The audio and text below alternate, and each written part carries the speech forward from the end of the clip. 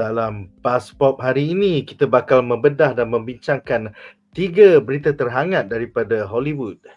Jadi, berita menarik kita yang pertama adalah tentang filem Joker 2. Box office merudum negatif 81%. Diikuti oleh berita tentang filem VOLTRON live action tambah pelakon Henry Cavill. Serta seperti biasa segmen kita pada hari Isnin, kita bakal membincangkan tentang Shit or Super of the Week, di mana kita bakal membahas siri The Penguin versus Agatha All Along. Jadi para panelis kita malam ini terdiri daripada saya, Nadzru Iskandar daripada BuzzPop TV. Seterusnya Kaki Komik kita, Duan Yakuza. What's up bro, how you doing man? What's up? Terbaik boleh lock tapi dua. Ada jual kat Popular, baca dia kat Popular. Tapi ni ada sign lah, ada sign. Oh, terbaik. Dan seterusnya kaki Kaiju kita, Munif Malek. What's up bro? I'm doing good. In fact, it's quite interesting pasal berita VOLTRON hari ni. Baru aku cakap masa last review, VOLTRON ni tak ada penarik. Suddenly Henry Cavill. So can't wait to talk about that. Boom. Alright. So kita akan mulakan perbincangan kita malam ini dengan berita menarik kita yang pertama. Alright, so berita menarik kita yang pertama ada 3 segmen pasal topik ni panas, iaitu tentang filem Joker 2 di mana box office-nya merudum sebanyak negatif 81%. Jadi Joker 2 hanya berjaya meraih 50.55 juta USD di pasaran box office sedunia hujung minggu lepas, di mana pasaran domestik hanya dapat 7.05 juta, manakala pasaran antarabangsa sebanyak 43.5 juta pada minggu keduanya di pawagam. Kejatuhan box office domestik ini adalah yang terbesar pada minggu kedua, negatif 81% bagi filem berdasarkan adaptasi komik di Hollywood setakat ini. Sebagai contoh, kejatuhan box office domestik yang lain adalah The Marvels, negatif 78%, The Flash, negatif 73%, dan The Suicide Squad versi James Gunn, negatif 72%. Setakat ini, studio Warner Bros dijangka akan mengalami kerugian sebanyak 150 juta kerana sequel ini. Pada masa yang sama, kalau korang tengok overlay tu, kita ada pendedahan di Reddit oleh Anonymous. Dia mengatakan inilah sebab sebenar Warner Bros gila-gila sangat nak buat filem Joker 2 ni. So masa filem Joker 1 2019 tu, Warner Bros had no confidence in the script. Dia turunkan bajet dari 55 ke 76 juta je dengan harapan yang Todd Phillips akan tak nak buat filem tu. Tetapi Todd Phillips pergi cari lagi 3 distribution company to finance the production, and akhirnya terjadilah, dapatlah bajet 60 juta untuk buat filem ni. Even Warner Bros force Phillips untuk ambil huge pay cut dia hanya dapat 10 juta je gaji dia. Dengan penjualan tiket akan menolong dia untuk dapat extra bonus lah. Tapi pertikaian Warner Bros tu tak menjadi. Filem tersebut mendapat 1 bilion lebih kurang 450 juta in profit. Dan pasal Warner Bros pergi suruh lagi 3 orang untuk front up the money, Warner Bros hanya dapat sedikit je daripada 450 juta tersebut. So untuk sequel ni, Zaslav cakap, aku tak kisah, Phillips aku bayar kau 20 juta, Phoenix aku bayar kau 20 juta, Lady Gaga 12 juta, korang buatlah apa-apa yang korang nak, kita akan fund this 100%. Jadi produksi bajet ni tiba-tiba dah naik jadi 200 juta pasal 52 juta je nak bayar pelakon-pelakon dan pengarah datang balik. The last film Joker 2019 was only 60 million. This one harga pelakon dan pengarah je dah 52 juta. Gila banget sial. Dengan marketing budget untuk Joker 2 lebih kurang 100 juta. So mereka perlu hit at least 450 million ataupun 500 million untuk balik modal. Tapi nampaknya filem ni mungkin tak sampai 200 juta kot. Agak sedih. Tapi pada muka Zaslav pasal dia pelojoh sangat. So soalan aku untuk semua orang, soalan untuk panelis, soalan pertama adalah, apakah pendapat anda tentang kekerojohan Warner Bros yang tamak haloba sampai produksi Joker 2 ni tak ada piawaian langsung daripada pihak eksekutif Warner Bros. Sebaliknya, box office domestik Joker 2 kini negatif 81%. Itu satu kejatuhan terbesar untuk filem comic book di Hollywood setakat ini. So, kita mulakan dengan Duan. Apa pendapat kau, Duan? Pendapat aku pada muka. suruh ni menggelupuh. Dia sebab aku rasa ni aku rasa lah. Aku rasa memang Tok Philip Tok tu memang macam purposely macam sengaja nak kenakan Warner Bros punya orang atas, sebab dulu aku minta merai-rai mengemis, kau tak layan kan, kau belagak kan. So sampai aku terpaksa minta dengan orang lain apa semua untuk top up. Lepas tu bila dah making money apa semua, aku kemungkinan lah, ni mungkin lah yang aku fikir lah. Mungkin dia kata, okay, aku tak nak buat pun sama ni, aku nak buat sekali ni cukup lah kan. Tapi tiba kau suruh paksa aku untuk sambung pula. Nombor satu kau tak nak buat, nombor dua kau paksa aku suruh buat. Ni makan dia. So dia macam purposely sengaja biar Warner Bros rugi, dengan harapan orang yang handle tu kena pecat lah kot, sebab dia yang bagi ni kan. Mungkin orang yang sama yang tak bagi dia dulu. So dengan cara ni dia tu aku rasa cerita belakang tabir pasal buat Joker ni lagi menarik untuk buat movie daripada Joker punya movie itself. Jadi tu dah menarik sangat lah. Macam mana mula Tok Philip nak buat cerita ni apa semua, tak ada bajet, kena kau naik turun, kena hina, kena apa tu, kena macam dia macam ni tau, dia macam dia main tarik tali tau. Dia tak kata no, tak nak buat movie kau, tapi dia bagi kau macam pengemis lah. Dia bagi kau sikit dengan harapan kau nak buat, kau sakit, kau tak nak buat pun gimam. Tapi aku tak cakap tak apa, tak boleh buat, aku bagi juga. Tapi macam bagi memang kau cukup makan. So dia macam, bayar Tok Philip 10 juta je bro. Dia bagi gaji dia sikit. Aku bagi kau 10 juta, tengok kau nak buat ke tak. Dia macam main game lah. Dia macam okay, ni macam benda ni kalau kau tengok cerita kat belakang ni, macam banyak lah orang corporate suka main macam ni tau. So diorang macam ada poker face lah. Poker face, Lady Gaga poker face. Diorang dekat dalam buat semua, dia professional. Tapi sebaliknya belakangnya macam-macam. Dia dah buat ni macam ni, nak kenakan ni. So aku rasa Tok Philip macam struggle juga nak convince, tak dapat apa semua sampai dia cakap ni. Sampai benda tu jadi, dah berjaya meletup, baru dia convince, cerita ni bagus punya. Diorang ni bagus buat cerita semua. Lepas tu dia dapat biskut je bro. Yes. Dia tak fund dia duit. Yes. Bradley Cooper yang fund. So dia macam mengelupa macam kalau kita fund dulu mesti kita dapat banyak ni kan. So macam tak apa. Diorang ni buat cerita best. Takkanlah nombor 2 diorang tak boleh buat tak best. Mustahil lah. Kan? Maksud tu apa, kita kali ni kita akan ambil semua. Diorang macam baru mengelupa kan. Bila dah jadi, tapi aku rasa dia macam dia nak dapat nama for himself, yang orang atas ni lah kan. Tunjuk kat bos diorang, nampak ni sebenarnya aku punya projek, cuma masa tu kita orang tak dapat approval lah. Dia tak kata kat dia tak bagi kan. So kali ni kita akan bagi full swing, bagi semua. So paling busuk pun mesti dapat 1 bilion jugalah, takkan lari lah kan. Sebab ni semua director sama, pelakon yang sama, siap tambah Lady Gaga lagi. So kita tak ada benda, tak ada resepi yang akan jatuh lah. Tapi bezanya kita akan dapat lebih kali ni. Sebab dulu kita bagi sikit, kali ni kita bagi lebih, kita full confidence. Lepas tu aku stop, memang sengaja dia je. Memang aku tak nak buat, dia aku paksa. Kau pun dia dendam ke grudge ke dulu kan, tak habis lagi kan. Ni lah masanya aku nak bagi nak balas balik. Sebab dia dapat duit lah, tak ada rugi. Dia tak rugi, dia dapat gaji bah. So dia nak buat tahi pun gimam lah. Kalau lepas ni Warner Bros tak nak ambil dia boleh apa? Dia boleh buat kat tempat lain, Marvel ke apa ke, tak kisahlah mana-mana tempat studio yang dia, bukan Warner Bros ada kan.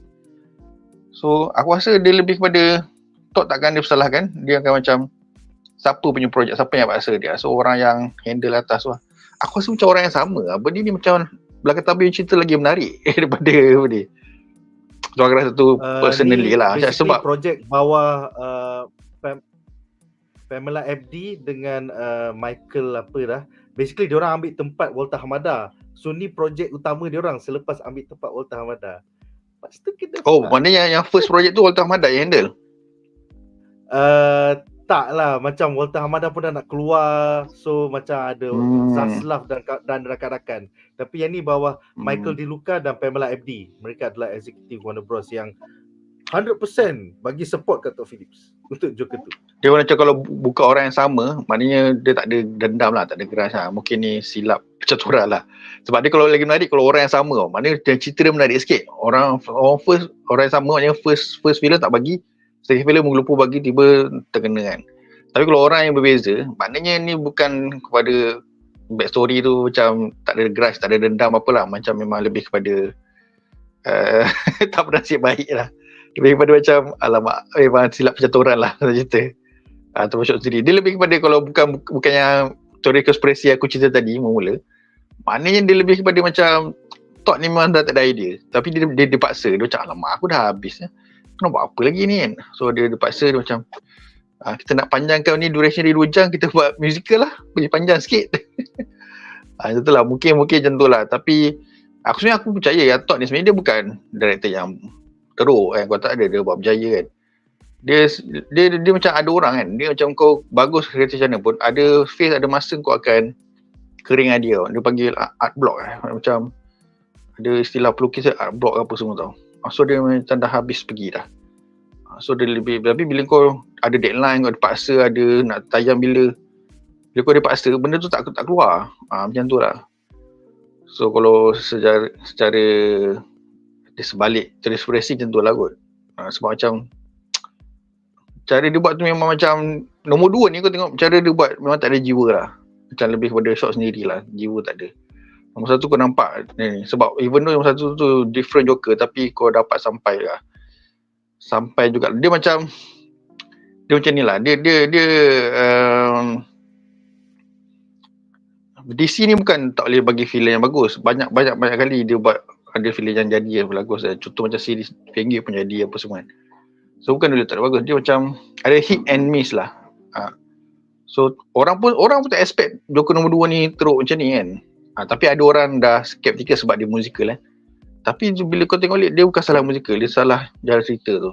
So memang orang tak expect Joker akan teruk macam ni sebab nombor 1 dah power kan. So memang hit and miss lah. Dia lebih kepada aku rasa si Todd ni memang up block. Dia dah tak boleh fikir dah nak buat apa semua kan. Tapi kalau dia beri peluang untuk buat benda lain ataupun bagi dia masa ni, aku rasa dia boleh shine back lah. Sebab dia bukan director yang teruk kan. Aku rasa masa dia belum habis lagi. Dia ada director dah. Zaman Prime dah habis kan. Ada director macam tu. Contoh macam Michael Bay. Zaman Prime ni masa Bad Boys ke apa. Dah tu dah formula baru ni kau buat dah stok kena troll kan. Prime dia dah habis lah tu. So macam Todd ni dia zaman Prime dia belum habis lagi. So dia lebih daripada art block lah. So kalau dia dapat job lain ataupun projek lain, aku rasa boleh diberi peluang lagi lah. Tak adalah kena chop terus. Sebab tak semua orang pun boleh. Ya semua orang macam Christopher Nolan pun kan. Dia lagi pressure bila kau semua produk kau semua bagus tau. Orang dah expect expectation akan tinggi lagi pressure. Macam ni bagi aku dia macam lega sikit okay. Dah ada satu teruk kan. So pressure tu kurang sikit lah. Dia macam balance lah. In a way ada pro and con lah. Balance lah. Kalau macam Christopher Nolan kan, bagus. Apa yang siap menang Oscar. So dia punya stake tu, dia punya pressure tu lagi tinggi tau. So kau tak boleh make mistake. Sebab tak macam tu. Dia punya pressure tu bagi aku lah macam in logic lah. Tapi bagus juga tu positive pressure untuk kau buat lagi bagus kan. Tapi macam Marvel kau tengok Marvel dah sampai endgame kan, dah perfect kan. After that downhill. So macam pasal sekarang dah kena troll. Marvel sekarang stok bahan troll lah. Zaman dia sebab sama dia dah bagi macam ni. Tapi perlu juga kau untuk bawah ada downhill sebabnya bagi orang cool down balik. So bagi hype tu naik balik. Macam tu. Graf macam tu lah lebih kurang. Okay. Betul, betul. Untuk Munif pula ada soalan bonus. So on top of the Reddit punya reveal yang kita dapat ni, yang Warner Bros sebenarnya tak dapat pulangan daripada Joker 1 walaupun dapat 1 bilion. So that's why untuk kali ni diorang fun gila babi dan diorang tak petikai pun apa yang Todd Phillips nak pilih.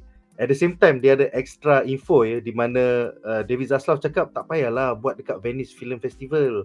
Tapi Todd Phillips berkeras juga nak buat kat Venice Film Festival. So diorang premiere lah dekat Venice Film Festival, di mana walaupun dapat 11 minit standing ovation, tapi reviewer dapat 1 bulan awal dah tahu yang filem ni sampah. And at the same time macam Todd Phillips tak nak buat test screening, sedangkan Warner Bros ni lah raja test screening. Semua filem diorang, The Flash lah apa pun, diorang rela tunjuk berkali-kali, 8 kali ke, lepas tu reshoot. So kali ni diorang iakan je semua benda yang Todd Phillips nak, because diorang harap nak dapat lagi 1 bilion dan Oscar glory. So apa pendapat kau, Munif, tentang salah langkah oleh Warner Bros ni yang gelojoh? Dia kalau cakap pasal salah langkah Warner Brothers sih, bagi aku, well, ada banyak lah salah langkah yang dia buat sebenarnya. Tapi kalau aku nak pinpoint kepada salah langkah yang paling kritikal dia buat, ada 2 sebenarnya. Kenapa dia tak jadi a critical success and kenapa dia tak jadi a commercial success. So 2 factors yang aku nak sebut ni is this. Dia sangat antagonistic dengan the fan. Yang tu aku tak faham, which is extremely stupid tau. Sebab daripada Todd Phillips sampai Warner Brothers, kau tengah buat macam fans sih kau punya seteru, kau punya musuh kau. And aku akan elaborate further nanti. And the second thing is that Todd Phillips still thinks this is an art house movie. It's not. It's really not. So aku start dengan yang tu dulu. The first problem is Todd Phillips thinks this is an art house movie. It cannot be an art house movie bila kau promo, bayar salary, everyone involved in the movie dah sampai beratus-ratus juta harga tu. And this is an effing sequel. Celah mana art house lah. It by now it is a comic book movie lah, in the realm of Marvel juga. And kenapa aku cakap in the realm of Marvel tu, maksudku dari sudut pulangan. When you spend that much, dia masuk akal that kau kena dapat balik duit more than that. And Warner Brothers pun actually kita nampak dia agree with that, sebab kali ni dia nak fund the movie. Macam kau cakap tadi lah, dia nak fund movie sebab dia nak kaut keuntungan. This movie is about making money. So you pump money dengan niat untuk make even more money. And this is a sequel from a comic book movie. This is no longer art house. But Todd Phillips tak dapat the memo. Dia nak buat your stupid ass musical. Dia nak deconstruct the character. Dia nak tunjuk middle finger to the fans. So maybe at some gila-gila seni punya art show, tengok pasang screen tayang in the catacombs of Paris ke apa, with all the movie connoisseurs pergi tengok kan, yeah, that will work, whatever kan. But it's not that movie. It shouldn't be that movie with the amount spent on the movie and the goal set by Warner Brothers. So sebab tu aku pun tak setuju dengan orang kata this guy, Todd Phillips, whatever, sengaja nak gagalkan the movie. No one goes out there with the intention to tank $150 juta. No one goes out there with the intention to lose almost $200 million. And God knows what's the actual number of losses they're going to make because of this movie kan. So yeah, that's problem number 1. Todd Phillips is immature. Dia ingat dia seni, tapi dia still stubbornly treat this movie like an art house. It's beyond art house lah when kau dah spend 100 million plus, 200 million plus for the movie. When you need to make $500 million to break even, that's not art house. What are you talking about? By then kau dah ada a responsibility untuk sell your soul sikit, tanya the fans what they want in general, and make a movie, popcorn movie yang semua orang, or at least the majority of people suka, so you can make back your money. It's too much investment in the project. Money that you yourself took, Todd Phillips. Tak ada orang paksa pun. You just said no. But you wanted the money. Okay, so tu number satu. That was the fatal flaw. Big budget production, treating it like an art house. The second problem is that is the treatment of the fan. Sebab while we have Todd Phillips actively gaduh with the fans dari sudut ideologi, which nanti kita akan elaborate even further, then you have Warner Brothers terang-terang menipu the fan with their marketing. So aku akan elaborate ni. Okay, it's crazy to think yang kau sangat resentful pasal macam mana the fans accepted the first Joker. Kau tak suka, kau nak tunjuk orang in the second movie ni, no. This is sebenarnya vision aku. And you know the fans will not like that shit. Kenapa aku cakap they know the fans will not like that shit? Sebab Todd Phillips is arguing with the fan. So you know kau bagi apa yang fan counter and tak nak, the fans are not gonna like it. And secondly, Warner Brothers dalam dia punya promotional material, dalam trailer, dalam poster, dalam teaser semua, dia pun duk tunjuk benda, dia pun duk tunjuk a movie that fans want. Because they know what fans want, but they're not gonna give it. Tu problem dia. Sebab dalam trailer tunjuk, banyak kali tunjuk Harley and Joker together. Bila? In the movie. If it's not happening, why do you keep teasing that? Sebab kau tahu fans nak tengok benda tu and kau nak tipu gitu orang. And then you also show, wow, orang kena tikam, bunuh, letup, mayhem, destruction. Bila jadi benda-benda ni? Most of it just jadi dalam kepala dia atau replayed scenes from the first movie. Memang sangat embarrassing. Kau tengok, aku pernah cakap soalnya, Warner Brothers punya promotion of the movie, dia punya social media page, dia tunjuk trailer yang dia terpaksa selit sekali scenes from the first movie. Because that's where all the violence and over the top and fun things happen, entertaining things happen. So, dia orang tahu we wanted to see that. But so they promote the movie with that, knowing that they will not deliver. Lepas tu aku cakap, lepas tu gaduh dengan fan, tipu fan, gaduh dengan fan, thinking this movie is still art house. Is it really a surprise that you lost money on this? Lagi-lagi lah zaman sekarang, when itulah macam Nick cakap tadi, kau pergi nak premiere dekat the Venice Film Festival, review keluar awal, orang dah tahu movie ni sampah, and then these days kau jangan buat main dengan word of mouth. And also YouTubers macam kita orang and everyone else yang duk buat review-review pasal movie ni. All these things really influence orang, whether they will spend money to see your bullshit or not. It really does. Sebab the evidence is there. Lagi-lagi tahun 2024 ni, rakyat mahin, they don't give a shit. Kalau dalam US, dia cakap apa tu? F around and find out. So this is what Warner Brothers and Todd Phillips did. You F'd around, you found out. Sebab kalau kita tengok, bukan saja dari movie tau. Video game. Kau tengok video game tahun ni, Concord release 2 minggu je. Half the characters are black woman and yang selebihnya ugly designs, gameplay bosan, DI tunjuk pronouns kat nama karakter semua. Orang tak nak main this bullshit and they did not play that bullshit. Habis 2 minggu je hanap. Assassin's Creed Shadows, you know, kau blackwash bila orang dah nak main game Assassin's Creed in Japan, you gave us a black guy tiba-tiba as a protagonist. Orang tak nak, sampai takut, sampai terpaksa tunda dia punya launch.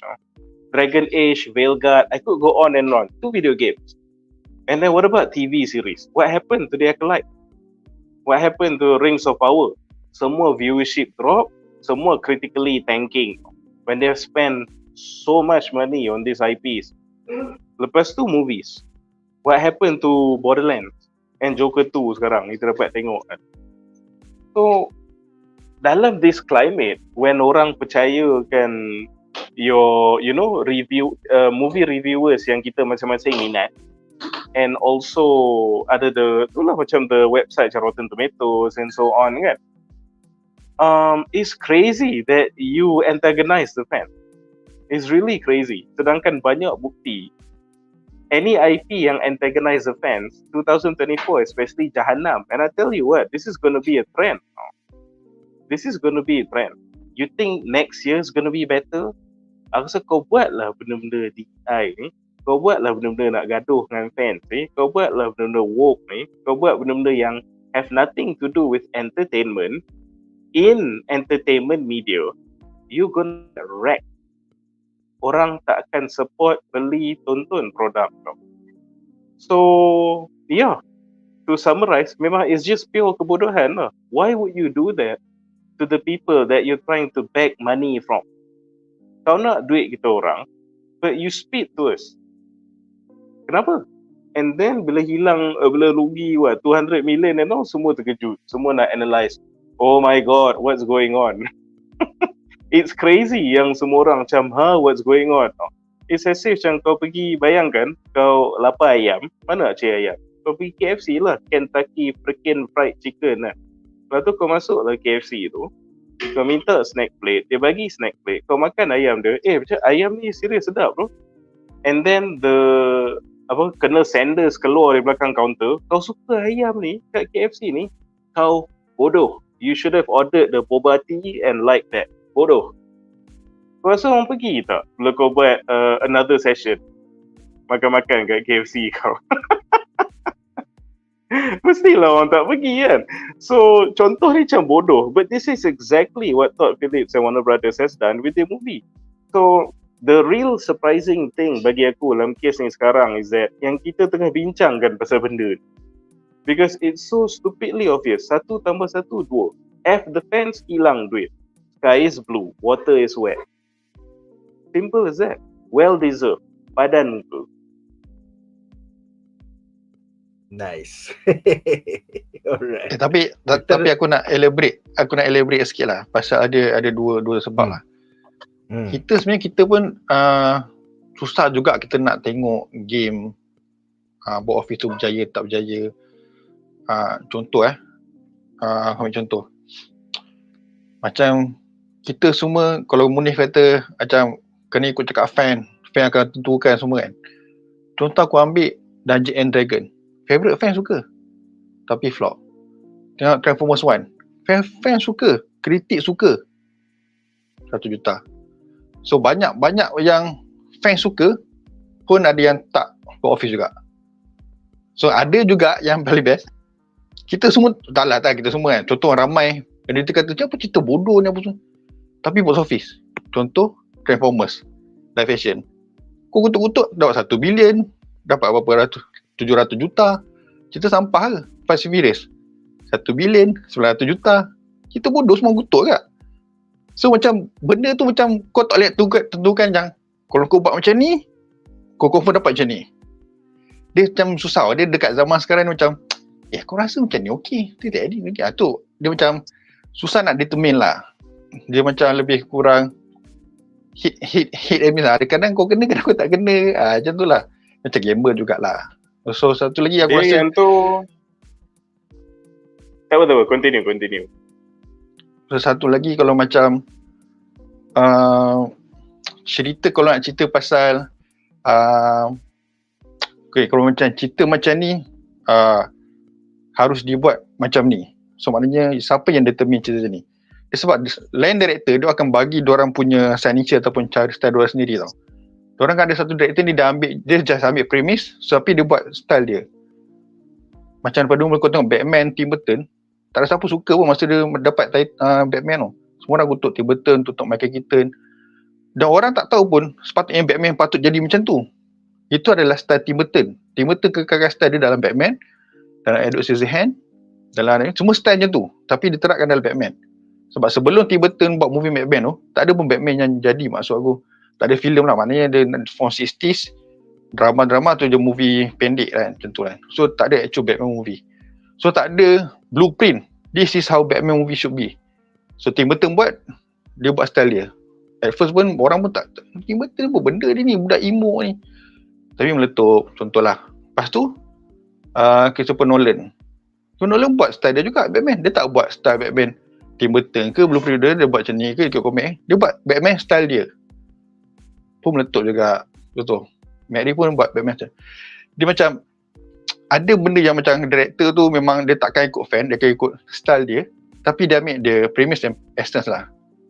So ada director yang dia ikut macam Marvel. Marvel dah tentukan kau macam director macam mana pun, korang nak macam ni blueprint kau ikut je. Tapi DC aku nampak dia lebih macam santai dan lebih macam bagi bagi kreatif di situ dekat director lah yang aku nampak lah. Ada juga yang dia ikut jugalah, tapi mostly dia bagi kebebasan sedikit lah.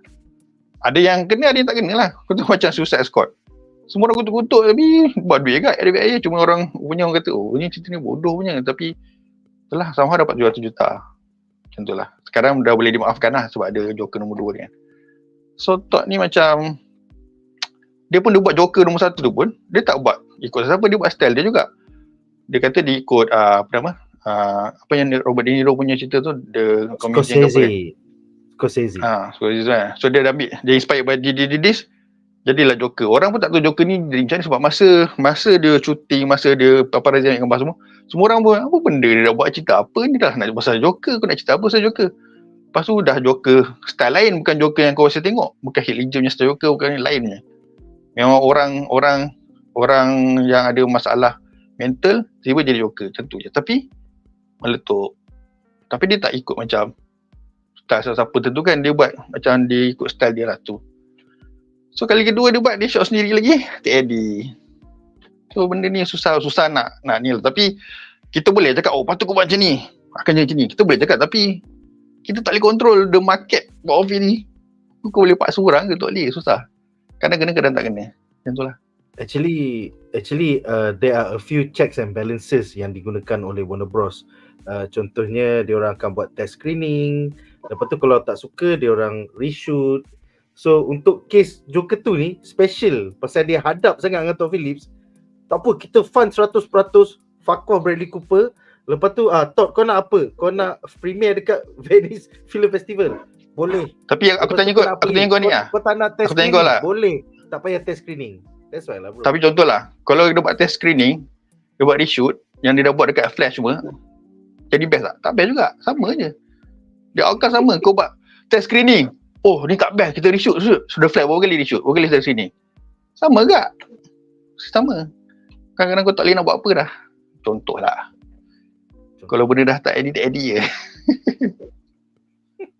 Aku ada thoughts lah pasal benda ni. So macam Duan cakap, kadang-kadang dia betul, kita memang tak boleh predict lah movie apa orang suka tak suka at the end of the day. Whether kau macam try to ikut fans ke, tak ikut fans, ikut director, tak ikut director ke. Tapi macam cakap, komplain aku dengan filem Joker ni, ayat yang aku pakai tu is anti-entertainment. Sebab, okay, kalau kita kata macam stupid movies yang menghiburkan orang lah kan. Macam contoh, itulah, kalau kita ambil contoh Fast and Furious and all these other popcorn flicks, the Bayformers, apa semua kan. Maybe critically dia bukan the best movies, tapi kenapa at the same time they still buat hundreds of millions, franchise buat billions kan. It's still a commercial success apa semua. Sebab they still thinking about entertainment daripada design the movie tu tau. Itu maksud aku, kau kena consider the fans tu. Sebab okay, katalah okay, dia buat Bayformers kan, you know what, pening kepala, this will not be some Christopher Nolan punya 91% Rotten Tomatoes apa benda, but what can I do instead of that? Okay, rata-rata fans suka tengok awet cantik, Megan Fox, suka tengok benda meletup, suka tengok lawak-lawak.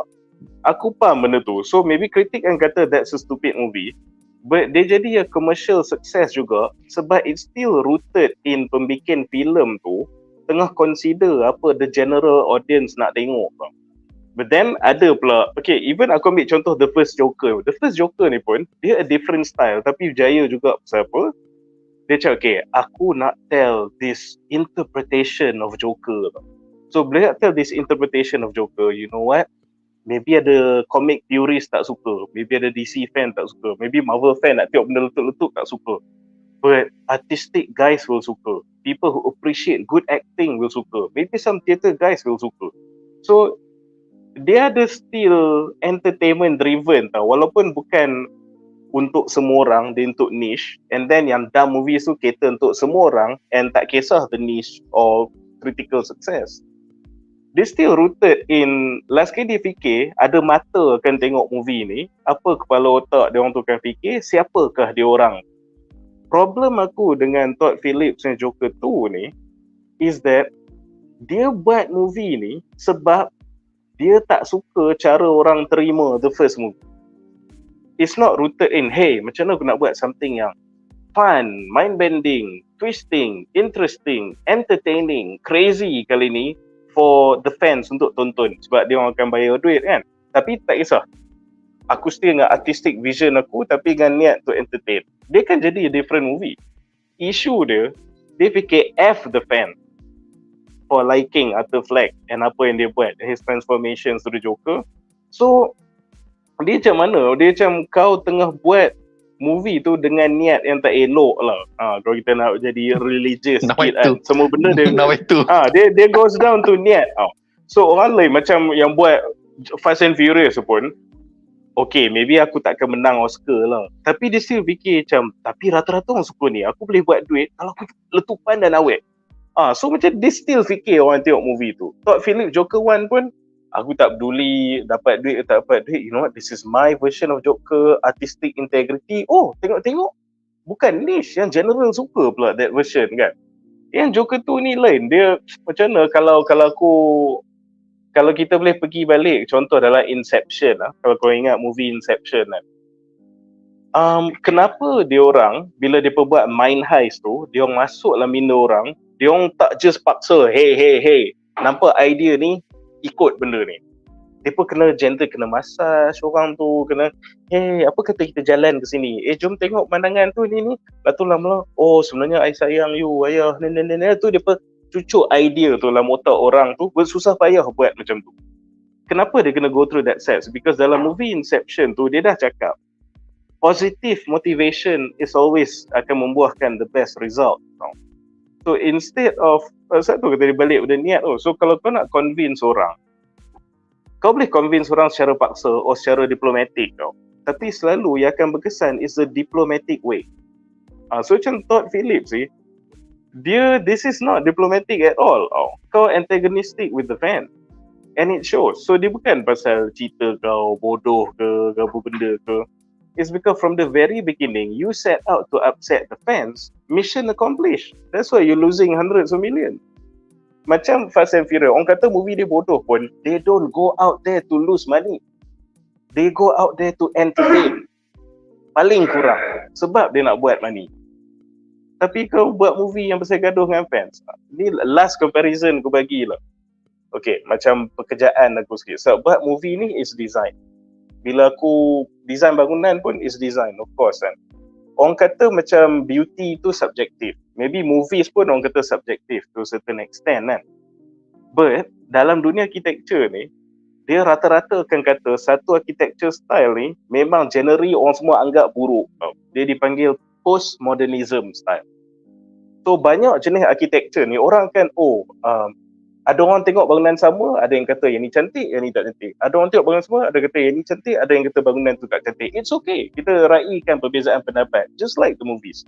Tapi kenapa postmodernism architecture ni, hampir semua orang setuju design style ni memang sampah. Sebab it was designed based on niat yang negatif. Sebab seni-seni architecture style yang lain, dia dicipta based on some positive reason, some organic reason untuk mereka nak buat bangunan moden, nak buat bangunan macam alien, nak buat bangunan yang rumah kampung, nak buat bangunan yang bersatu dengan alam. Dia ada sebab-sebab dia sendiri yang pergi balik ke keselamatan, kecantikan dan keselesaan pengguna bangunan. Tapi postmodernism ni, yang orang semua kata hodoh, kenapa? Sebab orang yang start movement ni, dia start sebab dia benci modern architecture. So modern architecture ni kosong sangat, plain sangat, simple sangat. So, mati tak mati lah. Aku nak letak corak, aku nak buat tingkap macam gila, aku nak buat bumbung macam gila, aku nak buat benda macam mana. Kenapa? Sebab aku benci style yang tu. So, aku nak counter. Macam, do your own thing, dude. So, bila kau start something on a negative motivation, hasilnya tai. Just like this Joker 2 movie. Because you didn't, macam banyak je movie kontroversi or upsetting, or sedih, depressing, slow burn, whatever, yang orang suka. Dia still ada niche group yang suka. Movie ni universally orang tak suka because it's not built dengan niat yang positif towards anyone. Just ego aku dan nak mengajar korang how to properly like my movie. This what you get. Wow, macam dengar syarahan sial. Macam saya kena marah dengan ustaz lah. Alright. Soalan kedua untuk segmen ni ada 3 part so rupanya Banyak di sebalik tabir ada lagi satu berita bahawa pengarah Christopher Nolan telah membantah idea asal Todd Phillips untuk mengakhiri filem Joker 2019 dengan babak di mana Arthur Fleck mengkelar atau mentoreh senyuman menggunakan pisau pada mukanya di depan peminat fanatik Joker yang menyanjunginya. Yang babak dia diri atas kereta, lepas tu keliling dia tu ada banyak Joker tu. So Nolan tidak mahu legasi Joker versi Heath Ledger diracuni. Namun apabila Nolan meninggalkan studio Warner Bros untuk bekerjasama dengan Universal Pictures bagi filem Oppenheimer, Todd Phillips tiada lagi tentangan untuk menulis babak penutup filem Joker 2 yang teramatlah hamba tu, di mana ada mamat random tak ada nama bunuh Joker kemudian toreh senyuman kepada mukanya. Jadi soalan ni untuk Duan pada pendapat anda, adakah pendapat Nolan menentang visi asal Phillips di mana Joker toreh senyuman di mukanya wajar? I mean, Nolan tak nak legasi Heath Ledger tu dicemari oleh Joker Joaquin Phoenix. So apa pendapat kau tentang drama di sebalik tabir ni? Silakan. Dia itulah. Benda ni masa aku tengok ini pun macam dah lah kena bunuh kan. Lepas tu dia toreh mulut dia sendiri macam trying hard lah. Sebenarnya dia trying hard nak bagi macam adakah ini Heath Ledger dia tak beritahu dia Heath Ledger, tapi kau tahu lah cara dia toreh tu macam siapa lagi toreh mulut. The only Joker yang toreh mulut dia koyak Heath Ledger je. So kau dah tahu dah kan. So macam try hard lah dia macam tu. So memang patutlah Nolan tak bagi sebab tak ada siapa nak legasi dia rosakkan. Sebab kau bayangkan Nolan pernah di offer oleh Warner Bros untuk macam joint venture ataupun multiverse untuk dalam dia punya DCEU dulu. Dia tak nak, dia kata dia tak nak. Batman dia jangan usik Batman dia. Dia dah perfect trilogy, jangan usik. Tapi pernah di offer oleh Warner Bros sebab Batman tu berjaya kan. Apa salahnya buat macam multiverse ke apa, aku tak tahulah. Macam somehow bagi connection dengan dia punya upcoming project which is DCEU. Tapi dia tak nak. So kita faham lah setiap director memang ada punya baby kan. So dia memang tak nak. Kalau boleh tak nak cemarkan. Tapi benda ni dia pernah sound. Tapi so cakap bila dia dah keluar dia dah tak ada control. Sebab tu bukan IP dia. So nak tak nak dia macam kena ni, dia pun boleh buat apa. Dia boleh cakap tak nak. Tapi kalau dia bukan buat Kane, bukan buat Batman, dia Christopher Nolan, dia buat movie saja. So dia boleh kata tak nak. Tapi kalau orang nak buat juga dia boleh buat apa. Which is try hard lah. Aku sebenarnya macam aku pun memang tengok Joker dia memang mental lah. Dalam tu senyap kan, apa semua kan. Tak tahu apa benda lah dia buat ni kan. So try hard. Dia macam ni Joker. Aku dah faham Joker yang first tu dah bagus tau. Dia as a Joker, different Joker dah bagus. Dia bukan Heath Ledger Joker, dia his own Joker. Lepas tu bila aku tengok nombor 2 ni macam mana pergi kegemilangan Joker nombor 1 ataupun kekuatan Joker nombor 1. Sebab kau kena faham Joker yang Joker Phoenix bawa ni daripada nombor 1, dia memang tak kuat. Dia lemah, dia kena bully. Dia kena bully. Lepas tu dia pun dia tak ada mind, intelligent mind. Dia bukanlah tak bijak. Dia bukan macam mastermind untuk buat tactical ke, pergi perang macam Heath Ledger ke apa semua, boleh tipu orang apa semua kan. Dia tak ada semua tu. Dia macam orang yang at the right place at the right time. Faham tak? Dia macam the moment tu, dia macam embrace the moment. Tiba-tiba dia macam gila dah sampai sebab orang paksa dia tersakiti, dia just go with it. Just go with it. So jadi Joker. Dia memang tak kuat pun, nak bergaduh pun tak boleh, apa tak boleh. Tapi orang kagum dia, orang macam in a way ada orang pun takut dengan dia sebab dia macam kau tak boleh fikir dia tindakan sebab dia tak betul kan. Tapi bila kau tengok nombor 2 ni, kau nampak dia memang seorang lemah. Senang-senang boleh kena tikam cak. Macam orang biasa je lah. Dia nak defend dia tak boleh. Tapi orang still kagum dia. Cuma Todd Phillips ni tak sambungkan legacy dia macam patut. Nampak dia macam satu idola yang orang still kagum dia. Walaupun orang tak sebenarnya dia orang biasa je. Boleh kena tikam anytime kan. Tapi sebab dia punya presence tu sentiasa bagi orang kagum semua. So dia tak continue with that tau. Dia macam remind kita balik, dia ni sebenarnya Arthur Phillips lah. Dia orang biasa je boleh ketikam. So sebab tu yang buat aku dan orang semua marah macam mana pergi Joker nombor 1 yang aku dah build up cantik ni kan. At the end dia orang biasa je. Dia bukan Joker macam Heath Ledger macam kau tengok.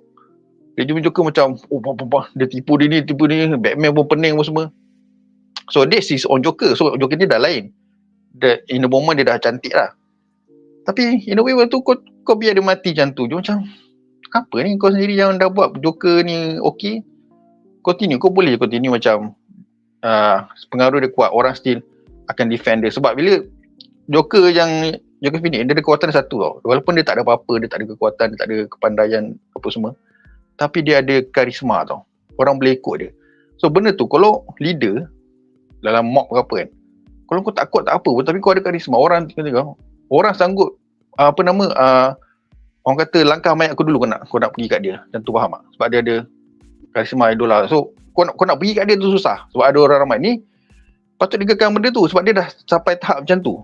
Tapi kau biarkan dia macam tu, dah seorang lah. Kalau tak, dia memang kalau dia masih lagi dengan dia punya karisma tu, orang takkan senang-senang boleh pergi kat dia nak tikam dia lah. Orang ramai akan backup dia lah. Macam tu lah. So tu benda tu sangat mengecewakan lah. Dia ni tu memang betul lah kata ni. Dia macam nak bayar mampu. Dia macam soalan Joker tu macam kita lah. Fan lah. Ni kau sedap kan. Kena tu lah. Aku rasa sedap. Aku terasa macam kita lah. Yang cocok tu tak Philip lah.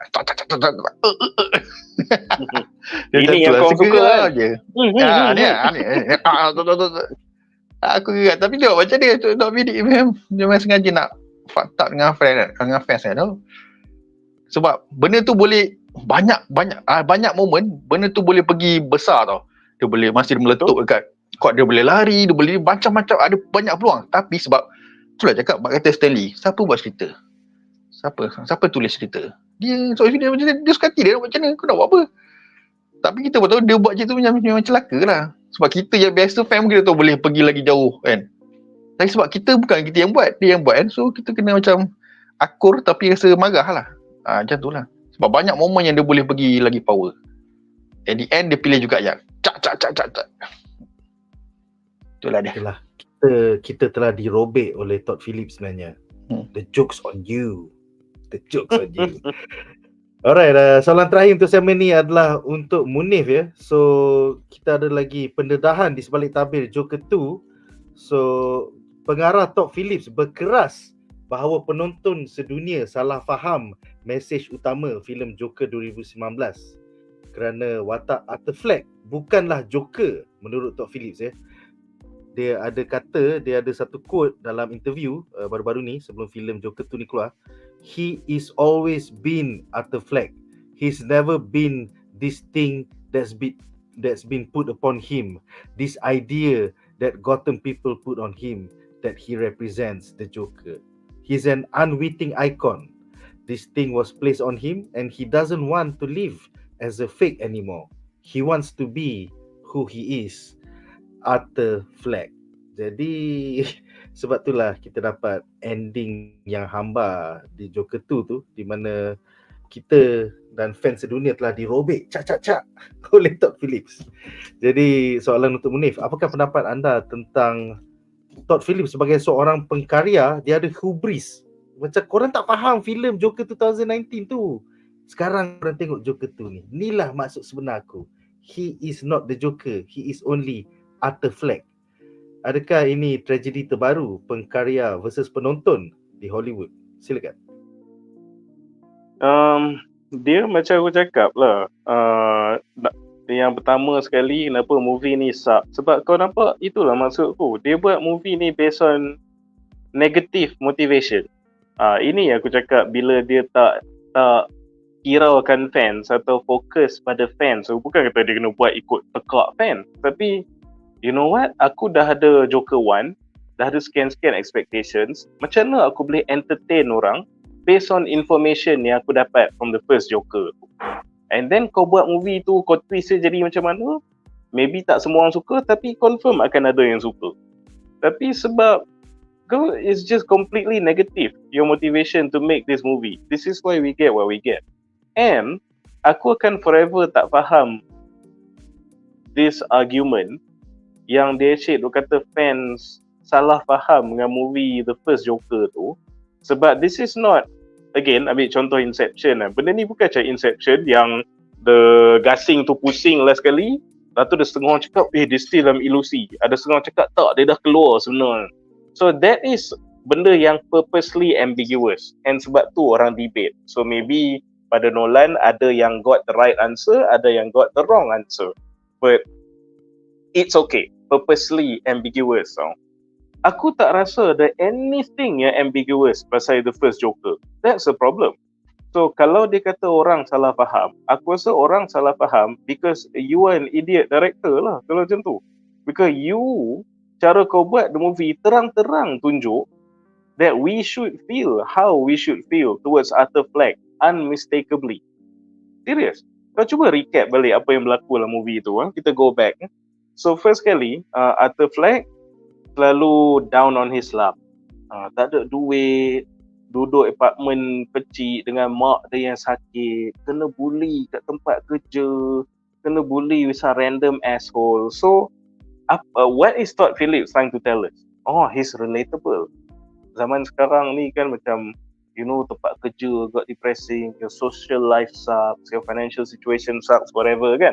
So dia that is to make people rasa relatable dengan Arthur Fleck. Okay. Lepas tu bila dia mengamuk, bila dia cakap dengan Murray apa semua tu, apa yang dia cakap? Dia kata just everyone is just so damn rude. Dia so bila dia cakap itu, dia bukannya macam aku nak musnahkan Gotham, aku nak ni ada. He's just a normal guy yang kenapa lah, why are we not nicer to each other? That was his biggest problem. So bila tu motivation, again, what happens? Orang rasa relatable lah. Loh, kesiannya Arthur Fleck ni. And you know what? I understand Arthur Fleck. Lepas tu apa lagi? What else happened in the movie? Yang dia punya niat ngorat jiran dia, lepas tu tak jadi kan. Lepas tu tersakiti. And he didn't even harm perempuan tu. Dia tak pergi, you know, sexually assault dia ke, pergi kejar dia ke, apa benda ke. Dia kena rejected. And you know what? He moved on. Dia sedih. But he carry on lah because at that time he's a good man. Dia tak buat apa-apa retribution pun. So okay, he was scary. Tapi at the end of the day, it's shown he didn't do anything pada perempuan tu. So what does that tell you? Just another guy yang gagal in love. Kau buat dia relatable lagi to the audience because almost everyone has felt that heartbreak. And dah lah relatable. Kau tambah orang lagi sympathize dengan keadaan mamat ni. Lagi kesian dengan dia lagi. So by then, how are the fans not rooting for him? Okay. Lepas tu bila dia start turn psycho, start embracing the Joker punya persona, dia bunuh semua orang that deserve it. So dia tak bunuh an innocent person pun. Semua orang yang bully dia, mentally torture dia, make his life a living hell, you know, colleague office dia, those guys yang bully dia at the subway, Murray, kau bayangkan Murray tu, you know, kau jumpa Keanu Reeves and he was an asshole mocking your life kan. Kau tak heartbroken? Kau puja bro, that too far bro. Bro, that too far bro. Keanu Reeves $1 kau ajar apa ni. Jaga usik Keanu Reeves. So kau bayang, dia jumpa Murray, itu dia punya Keanu Reeves tau. Lepas tu Murray tu cakap kat dia macam tu. So apa yang Todd Phillips cuba nak buat ni, dia nak tunjuk kau orang-orang yang dibunuh tu justified. So, as the fans, when we see him take out people yang deserve it and people yang memang sakiti dia, and they finally rise up jadi the Joker and bunuh orang-orang ni, what is Todd Phillips trying to tell us? He's trying to tell us, this is the comeback, this is the balasan, this is the victory. So orang pun, yeah, that's why semua orang suka. So, benda yang aku recap ni and the emotions that Todd Phillips made us feel dengan perjalanan Arthur Fleck daripada some loser guy jadi Joker ni, it all points to the fact yang Todd Phillips nak kita root for him, and then we root for him, and then Todd Phillips kata kita bodoh. Siapa yang bodoh? So aku tak tahu apa yang dia cuba nak sampaikan tu dengan perjalanan Arthur Fleck. Should we hate him? No, you made us pity him. You made us understand his suffering. You made us cheer when they fight back. Lah tu we're not supposed to like him. Huh? You're not making sense. Kau hidang ayam, makan ayam, rasa macam ayam, kau marah. Macam mana kau rasa macam ayam? Kau patut rasa tu macam papadam kan? Apa benda kau buat ni? Macam mana boleh salah kita?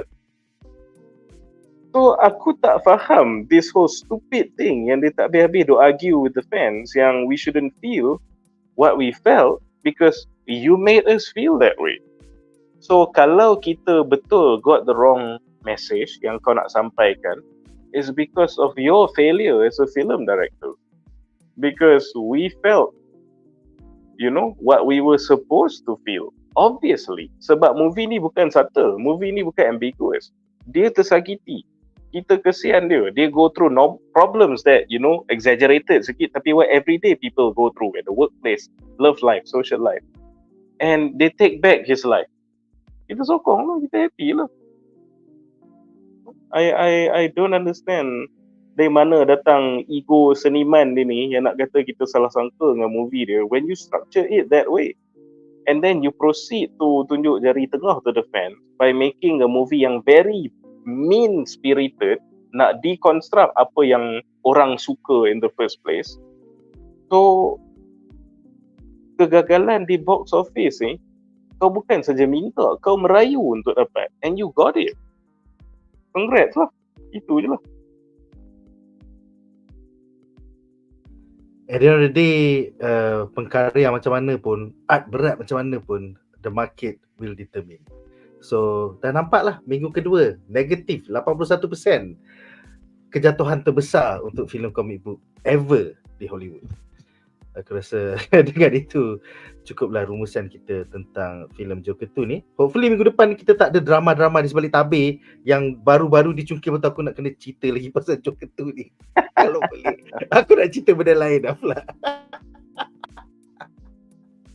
Alright, kita ada beberapa soalan terpilih daripada penonton di rumah. Aku akan bincangkan yang tentang Joker 2 je. Yang off topic semua kita akan bincangkan di penghujung live stream ni. So Wan Faris bertanya soalan untuk panelis, Joker dan Harley dari Joker 2 ataupun Oz dan Sofia Falcone daripada The Penguin. Kita dah jawab minggu lepas. Aku dah buat short pun, kau boleh cari dalam YouTube. Dia jawab. Kita orang jawapan kita orang. So Duan, kau kena cabut, kau kena sambungkan balik pasal dia dah bergema balik. Okey, dah tak bergema dah. Alright. Soalan seterusnya, Ahmad Muaz bertanya, dari segi musical, mana lagi best? Strange New Worlds episode Subspace Rhapsody ataupun Joker 2? Semestinya lah Strange New Worlds Subspace Rhapsody. Pasal the musical numbers were actually ramai-ramai menari, menyanyi, membincangkan emosi sebenar di sebalik tabir. So I love episode Strange New Worlds tu. Kau dah tonton ke? Ada apa-apa nak tambah tentang Subspace Rhapsody? Aku tak, The Strange New Worlds ni Star Trek kan? That series Star Trek ya? Star Trek Strange New Worlds. Ya, betul. Aku macam dah berkurun lah bang, tak tengok Star Trek. But I tell you what, that song in Agatha pun is better than the Joker 2 punya shit. Betul lah, lagu Agatha best tu. Catchy tu, lagu Witches tu. Lagu cover Witches Road tu kan. Best. Penulis lagu Frozen tu. Penulis lagu Frozen bro, Let It Go, Let It Go tu, the same yang couple. First tu. Aku suka masa episode second tu. Betul, yang masa rock tu kurang sikit lah. Masa dia buat down dulu. So feel macam Disney memang lama macam power sian. Disney memang master untuk buat musical lah Disney. Warner Bros tak mampu lagi lah. Disney memang master. Definitely. So itu je lah benda positif kita boleh cakap tentang Agatha malam ni ya. Alright. Seterusnya Wan Faris bertanya, sepatutnya The Suicide Squad James Gunn dapat profit yang bagus sebab movie tu best kot. Kenapa gagal dekat box office? Jawapan dia simple je. Bila kau buat day and date release dekat HBO Max dengan Power Gum, lepas tu baru lepas COVID orang nak balik ke Power Gum, kalau aku boleh tengok kat rumah pakai spender je, buat apa aku nak kena pakai baju, kena drive kereta, kena parking, masuk dalam mall, beli tiket untuk tengok kat Power Gum. Jimat lah. Aku tengok kat rumah Lagipun je. COVID baru nak cool down, so orang pun tak berani nak keluar lagi. So masa tu percaturan dia tak berapa cantik lah. Tapi dia pun tak berani. Dia pun buat macam serentak sebab dia pun expect orang takkan pergi wayang. So macam dia kena make money dekat ni juga, HBO Max ke apa kan. So masa tu time tak kena. Tapi cerita memang best, tapi time tu memang tak kena. Orang takut nak keluar lagi. Dan kalau kau dapat lagi murah tengok TV, buat apa nak bagi duit tengok bayar wayang, minyak, parking. So ada choice. Tu silap percaturan lah. Time tu yang tak kena. Dan lagi satu benda yang orang kulit putih ni tak faham, bila kau ada digital HD version online, memang akan kena pirate. So memang orang Malaysia menyelam je pergi tengok dekat Telegram ke, kat log-log ke apa ke benda. Memang tak payah bayar tiket. Macam tu lah. Fikir sikit, walaupun fikir sikit. Alright, seterusnya Akid Nas bertanya, nak tanya Joker yang mana paling comic accurate di live action? Personally pada aku Jack Nicholson Batman 1989. Duan, Kaki komik silakan. Dia benda ni subjektif tau. Kau nak kata accurate, apa definition Joker comic accurate kau? Apa? Dan komik pun ada banyak era Joker. Daripada Bob Kane zaman Joker dulu, lepas tu 80s, 90s, 2000, Joker pun setiap decade pun tukar cara dia. Daripada dulu tu macam ada, aku suka kalau komik accurate kau tanya aku aku suka kalau maknanya zaman aku besar, Joker dia kurus tau.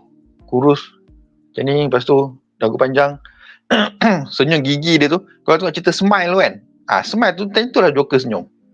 Bagi aku Smile tu tiru Joker masa late 90s, early 2000, dia punya senyum tu memang menacing lah kan. Tapi benda tu dalam live action tak ada siapa pun boleh accurate like that. Tapi tu that era Joker bawa banyak era dah. So benda subjektif lah. Kau nak accurate tu bagi aku boleh katakan tak ada lah. Tapi kalau the best Joker kat movie, Heath Ledger lah. Hands down memang Heath Ledger lah. Tapi aku tahu Munif mesti suka Jared Leto nya. Dia tak jawab, aku tolong jawab untuk dia. Tahu dah. Kenapa Duan duk pas fetish dia dekat aku ni? Kau malu nak aku ke?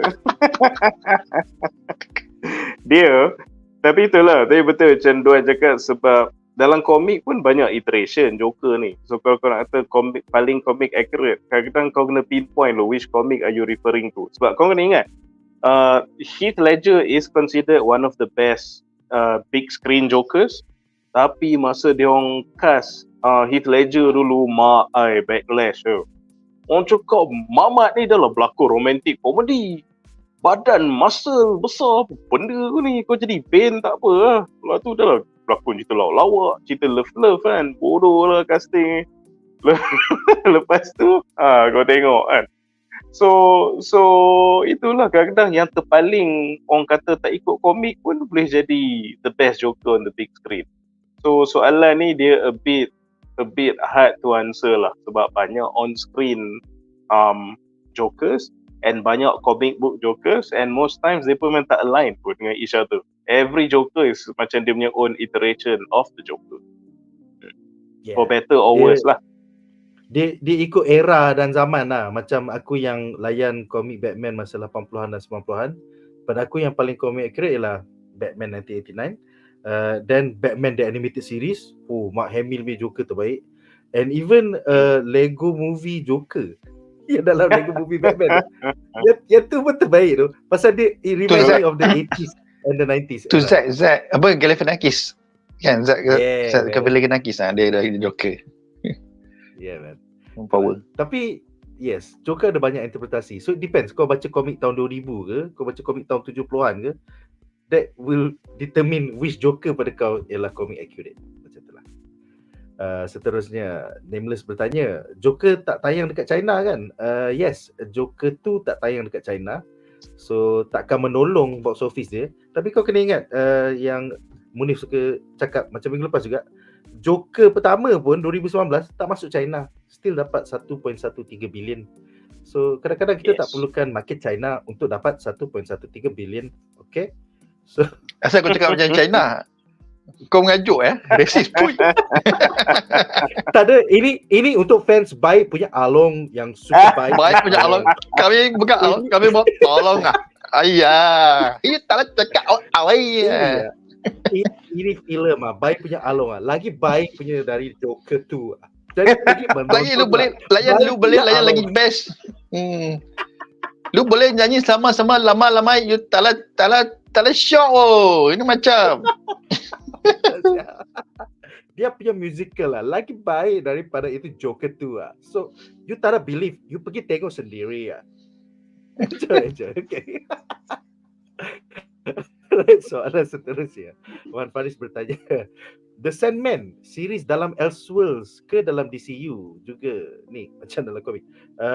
Basically The Sandman di Netflix merupakan siri DC Elseworlds juga, sama macam Todd Phillips Joker dan juga Matt Reeves The Batman. Diorang tak ada kaitan langsung dengan DC Studios punya DCU Chapter 1.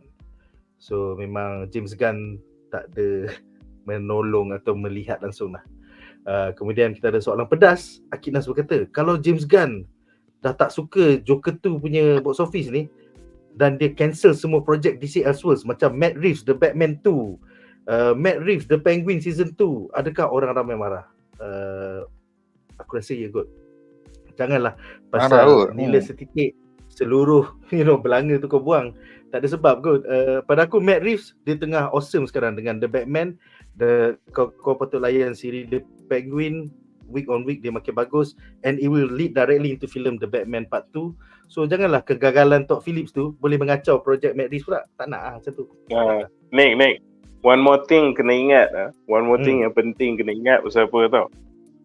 Aku rasa James Gunn kalau betul lah kan, kita anggap ni spekulasi kan, dia nak react kepada Todd Phillips kegagalan ni, nak start cancel Elseworld kan. He needs to remember one thing, yang Matt Reeves punya Elseworld is doing well, yang tu satu, and James Gunn punya own DCU tu tak ketahuan best ke tak lagi tau. Aku rasa that's where his mind should be sekarang. Sebab dia kau nak cancel namanya, sekali kau pun level Todd Phillips juga, kau punya DCU pun tak guna juga. Sebab sekarang ni orang duk risau ni, macam mana kau punya Superman dengan ada 60 hero lah movie tu, lawan siapa tak ketahuan. Kau kata yang ni bukan nak tunjuk dia daripada sawah, tapi at the same time dia lah hero baru, tapi at the same time dia dah lama kat bumi lah tu. Macam what's gonna happen with that. So aku rasa dia patut biarkan je Elseworld and DCU is the flagship product, macam aku pernah kata dulu. That's where the focus should be. Make sure that is good dulu. Yes. Atau nak cancel benda-benda lain, tak ada hal. Betul, dia kena jaga rumah dia dulu sebelum nak pergi kacau rumah orang lain. Tentulah. Alright, so Fakir Peluki bertanya, jadi Munif dan Duan, based on hujah dan teori Reddit tu, fans boleh beranggapan bahawa Todd Phillips bukan kekurangan idea, tapi itu idea asal dia. Dia dendam, dia nak kasih flop, lepas tu caw selama ni. Basically, idea untuk filem Joker 2 ni sebenarnya dari mimpi Joaquin Phoenix. Dia nak 20 juta, so dia mimpi apa yang musical. Jadi dia pitch dekat Todd Phillips pitch dekat Zaslav, dia orang semua dapat 20 juta, Lady Gaga dapat 12 juta. So itulah, kau campur juga dengan ego Todd Phillips tu. Dia orang salah faham, Joker 2019 tu pasal Arthur Fleck, bukan pasal Joker. So aku akan buat filem kedua ni nak menegakkan benang yang basah. Korang semua salah faham, it's been Arthur Fleck all along, bukan Joker. So jadilah Joker tu yang hamba ni. Macam itulah. Sebenarnya dia sebagai tabir dia dapat si Joaquin Phoenix dapat mimpi tu sejak dia balik daripada Didi Party tu. Didi yang control sebenarnya. So ni semua salah PDD. Babi PDD. Tu scene penjara tu. Dapat PDD lah. Dia bagi aku dia sebab ramai orang dah cakap lah pasal Todd Phillips sengaja strategi dia pergi jahanamkan movie ni whatever kan. Aku kurang percaya dengan teori tu. Aku rasa dia memang ingat dia terpaling seni, dia terpaling betul, terpaling tak boleh buat salah, and this thing is exploding in his face. Tapi andai kata memanglah somehow dia fikir it's a good idea untuk tank dia punya own movie, it doesn't make sense. Pasal apa? Sebab walaupun kau dapat duit, you got your 20 million, whatever, apa jadi dengan movie ni doesn't concern me. But kau jangan lupa there is such a thing as a portfolio tau. You are now, orang dah sinonimkan dengan box office poison. Not only box office poison, tapi also maybe a bit hard to work with dengan studio. So kau dah tunjuk kau buat palatau dengan Warner Brothers, tak dengar cakap Zaslav, tak dengar cakap ni nak buat your own thing, demand duit banyak ni. So you are difficult to work with, A. And then B, kau dapat movie yang jahanam, yang merugikan the studio. So kalau kau ingat kau pandai sangat make that 20 million, lepas tu belah this is the plan all along, aku akan terkejut, who will hire you next for another project? So that seems very stupid to me, kalau kau betul-betul dengan sengaja buat benda. Tak apa bro, orang-orang yang kena buang negeri dengan Warner Bros, selalunya dia akan dapat job Marvel. dengan Netflix bro. Dia orang dapat berjuta-juta lagi bro daripada Netflix. Bukti dah ada. Macam Abang Snyder kita. Bukti dah ada Abang Snyder kita. Dia dapat juta. Lepas tu dia dimaafkan bro, dia dipulang, dia dapat balik ke negeri Warner Bros. Dapat pula buat animasi kan. Animasi 300 dengan Warner Bros. Bodoh gila saya. Alright, seterusnya kita ada double question. Aroy one-to-one bertanya, Joker sebenar ada identiti ke? Kemudian kita juga ada soalan daripada Encik Maggie yang tanya lebih kurang sama. Nama sebenar Joker dalam komik apa? Bukan Arthur Fleck ke? Jawapannya bukan Arthur Fleck. Dan penulis Geoff Johns cuba merungkai misteri ni di dalam siri komik 3 Jokers. Jadi aku takkan spoilkan untuk korang. Korang patut baca 3 Jokers komik oleh Geoff Johns. Korang dah layan ke? Duan, Munif? Aku dah beli tapi tak baca lagi. Tak apa, nanti aku buka lah kan. Semua Cuma dia orang cakap aku beli tapi tak baca lagi. Sekali flop, tak dapat nak jual. Babi harga jatuh. Baru nak jual. Celaka betul. Tak adalah kau perasan kan, ada banyak interpretation yang dia buat kat movie. Macam Christopher Nolan, dia bagi Joker ni tak ada identiti. Misteri tak tahu dia pada mana, tak ada, macam ghost tau. Datang mamat ni kan, tibanya satu. Dia aku tengok masa Tim Burton, dia ada ni, ada ni. Dia sebelum tu dia orang suruhan Victor Falcon ni, lepas tu dia ada dia ada nama dia Joe Chill. Dia bunuh parents Joker. Menurut Tim Burton lah. So dia ada nama, ada Joker, ada identiti, lepas tu dia jadi Joker. So dia macam banyak kali ada yang misteri, ada yang ada watak. So macam ni aku dapat dia Arthur Fleck. So dalam komik pun ada yang ada identiti, ada tak ada identiti. So dia banyak. So dia ikut zaman lah. Ada yang ada identiti, ada tak ada. So aku tak tahu, aku kena baca Joker si Joker. Kalau nak baca boleh beli dengan aku. Harga masih okey. Tak ada lah. Sempat nak menjual lagi. But itulah basically Geoff Johns cuba merumuskan multiple version, versi Tim Burton, versi Alan Moore yang The Killing Joke tu yang dia seorang komedian yang tak berjaya. So they are multiple. Joe Chill, pembunuh parents Batman, the failed comedian, ada yang the Red Hood yang jatuh dalam vat of it. So cuba rumuskan jadi satu benda yang canon, tapi sekarang terima kasih kepada Absolute Batman telah tidak dicanonkan balik. Dia kalau aku lah kan, aku punya thoughts pasal benda ni is tu lah, macam Nick dan Duan pun dah cakap tadi lah. Dia ada a few writers have tried to, orang kata, reconstruct and cuba canonize the origins of the Joker character ni lah. Nama betul dia pun ada beberapa. In fact, kau boleh letak Arthur Fleck into the list lah sekarang kan. So dia pun is an iteration of Joker juga. Cumanya pada pendapat aku lah, I have enjoyed Joker stories yang mana mereka tak siasat atau cuba untuk terlalu explain identiti dia siapa. Sebab the fact yang orang tak tahu si orang gila ni datang di mana, that's the scary part. That's the benda tu yang buat Joker ni enigmatic. Bila kau tak tahu origins kan. One of the reasons why and tu lah Christopher Nolan pun faham benda ni. Sebab tu dalam The Dark Knight trilogy pun one of the best parts of the Joker is dia duk cerita origin dekat online, dia cerita benda lain. So that become, tak tahu kau rasa creepy ke unsettling ke, is this guy crazy or this guy a pathological liar, Adakah dia pun tak tahu sebenarnya apa origin dia? That's very scary tau, very unsettling. So benda yang aku suka saya Joker tu is that for all you know, he's just a random guy tau. Tak ada apa-apa yang elaborate saya origin dia. Cumanya he's just macam setan turun kan dia as an agent of destruction dalam dunia ni. Kau just tak tahu apa pasal dia. And aku rasa that is the best Joker stories where dia tak explore sangat dia punya origins. Kalau tak, jadi macam mana tau? Masa korang tengok filem Han Solo tu. Selama ni, nama dia ni Han Solo, nama dia ni cool lah Han Solo kan. What a cool guy apa semua kan. Lepas tu dalam movie dia tunjuk, nama awak siapa? Nama saya Han. Seorang Seorang Solo Han Solo. Tak payah lah explain benda tu. Dia tanya dulu lah Munif. Dia tanya dulu lah, what's your last name ke family name kan? Dia kata tak ada. Tak ada. Tak ada, tapi kita kena ada last name atau family name. Pak kau seorang, Solo lah. Bijak. Bodoh. So kadang-kadang bila dia dah iconic sangat and kita tak tahu macam origin dia apa, it's better to be left that way. Serius. Betul, setuju.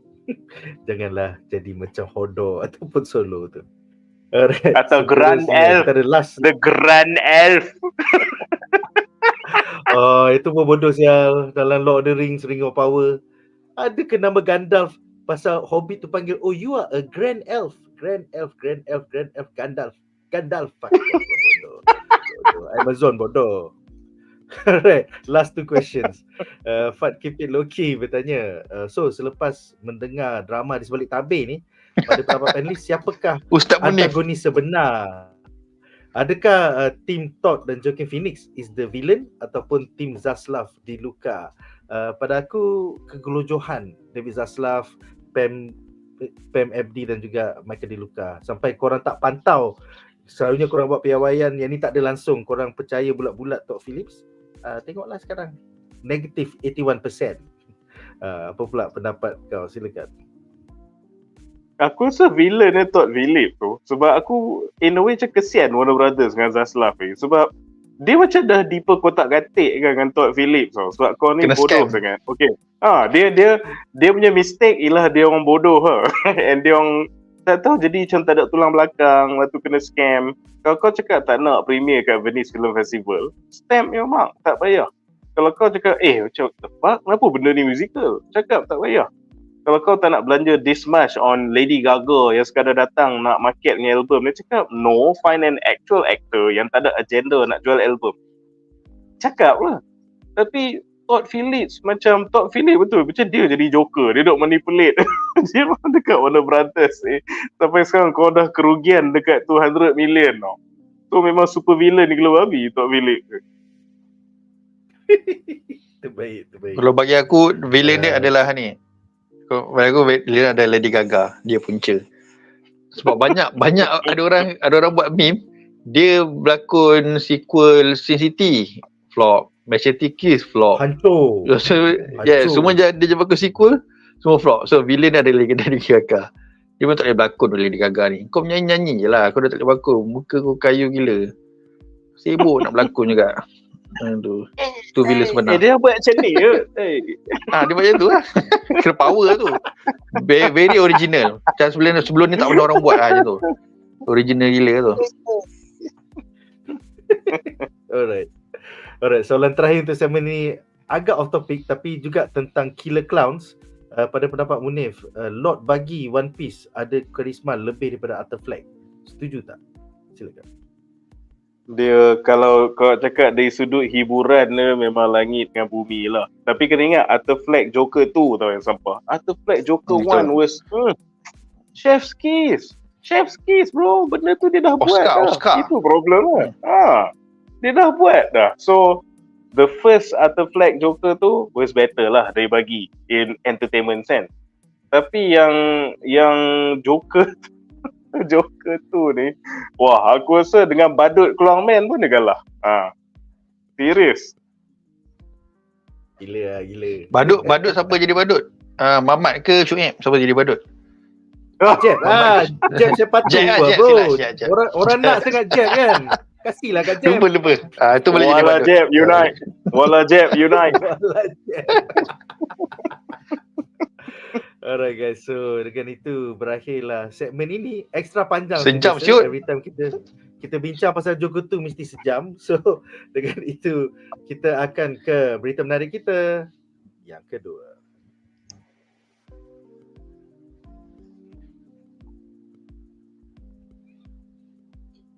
Alright, so berita menarik kita yang kedua adalah tentang filem live action VOLTRON. Kini menambah pelakon Henry Cavill ya. Jadi Amazon MGM Studios mengumumkan filem VOLTRON versi live action berdasarkan skrip oleh penulis TV dan novelis Alan Shanman #unproven writer. Kemudian filem ini bakal diarah oleh Rawson Marshall Turber, sebuah kroni The Rock yang asyik buat filem-filem hamba The Rock seperti Red Notice, Skyscraper dan juga banyak lagi. Dan filem ini bakal dibintangi oleh Henry Cavill, surprise, dan juga pelakon TV/teater Daniel Quintoya #unproven actor. So, soalan pertama adalah untuk Duan ya. Pada pendapat anda, adakah Henry Cavill bakal menjayakan? Dia ada 3 pilihan watak ya. Sama ada dia akan jadi Shiro, the Black Lion pilot versi dewasa, ataupun dia akan jadi antagonis kecilan Prince Lothor, ataupun dia akan menjadi antagonis utama Zarkon yang kulit ungu dalam overlay tu. So apakah pendapat kau? Silakan. Aku tak tahu kau kaki VOLTRON ke tak masa kecil tu. Silakan. Pernah lain VOLTRON tapi bukan fan Tega lah, tapi semua orang pernah tengok VOLTRON masa kecil kan. Bila dia tayang dia tengok je lah kan, tapi kita tak follow rapat lah. So semua aku rasa kalau macam Henry Cavill ni, dia macam dia ni aku yang bagus Henry Cavill ni, dia ni pun dia salah satu macam kita, dia macam fandom juga dia ni. So dia ni pun peminat juga. So dia macam take it his job seriously tau. Jadi kalau job-job ada kena-kena dengan IP atau fanbase atau fandom, dia memang sangat particular. Tapi itulah, kalau dia seorang je yang take it seriously, kalau kau tengok line up yang tadi, writer atau apa-apa semua kan, so susah juga kalau dia nak selamatkan. Tapi kadang-kadang dia punya karisma tu ataupun follower dia boleh menyelamatkan lah, kalau dia punya writer, director dengan cakap dia. Macam tu lah kot, macam tu. Sebab kita tahu lah Henry Cavill ni punya series dia yang DJ Superman jadi Witcher jadi banyak watak-watak yang dia pegang. Jadi Wolverine pun jadi lah, macam tu lah. So kalau tanya aku watak apa dia pegang, aku rasa dia akan jadi VOLTRON tu sendiri. Bila jadi VOLTRON tu, Cavill jadi VOLTRON. So tangan dia lain-lain.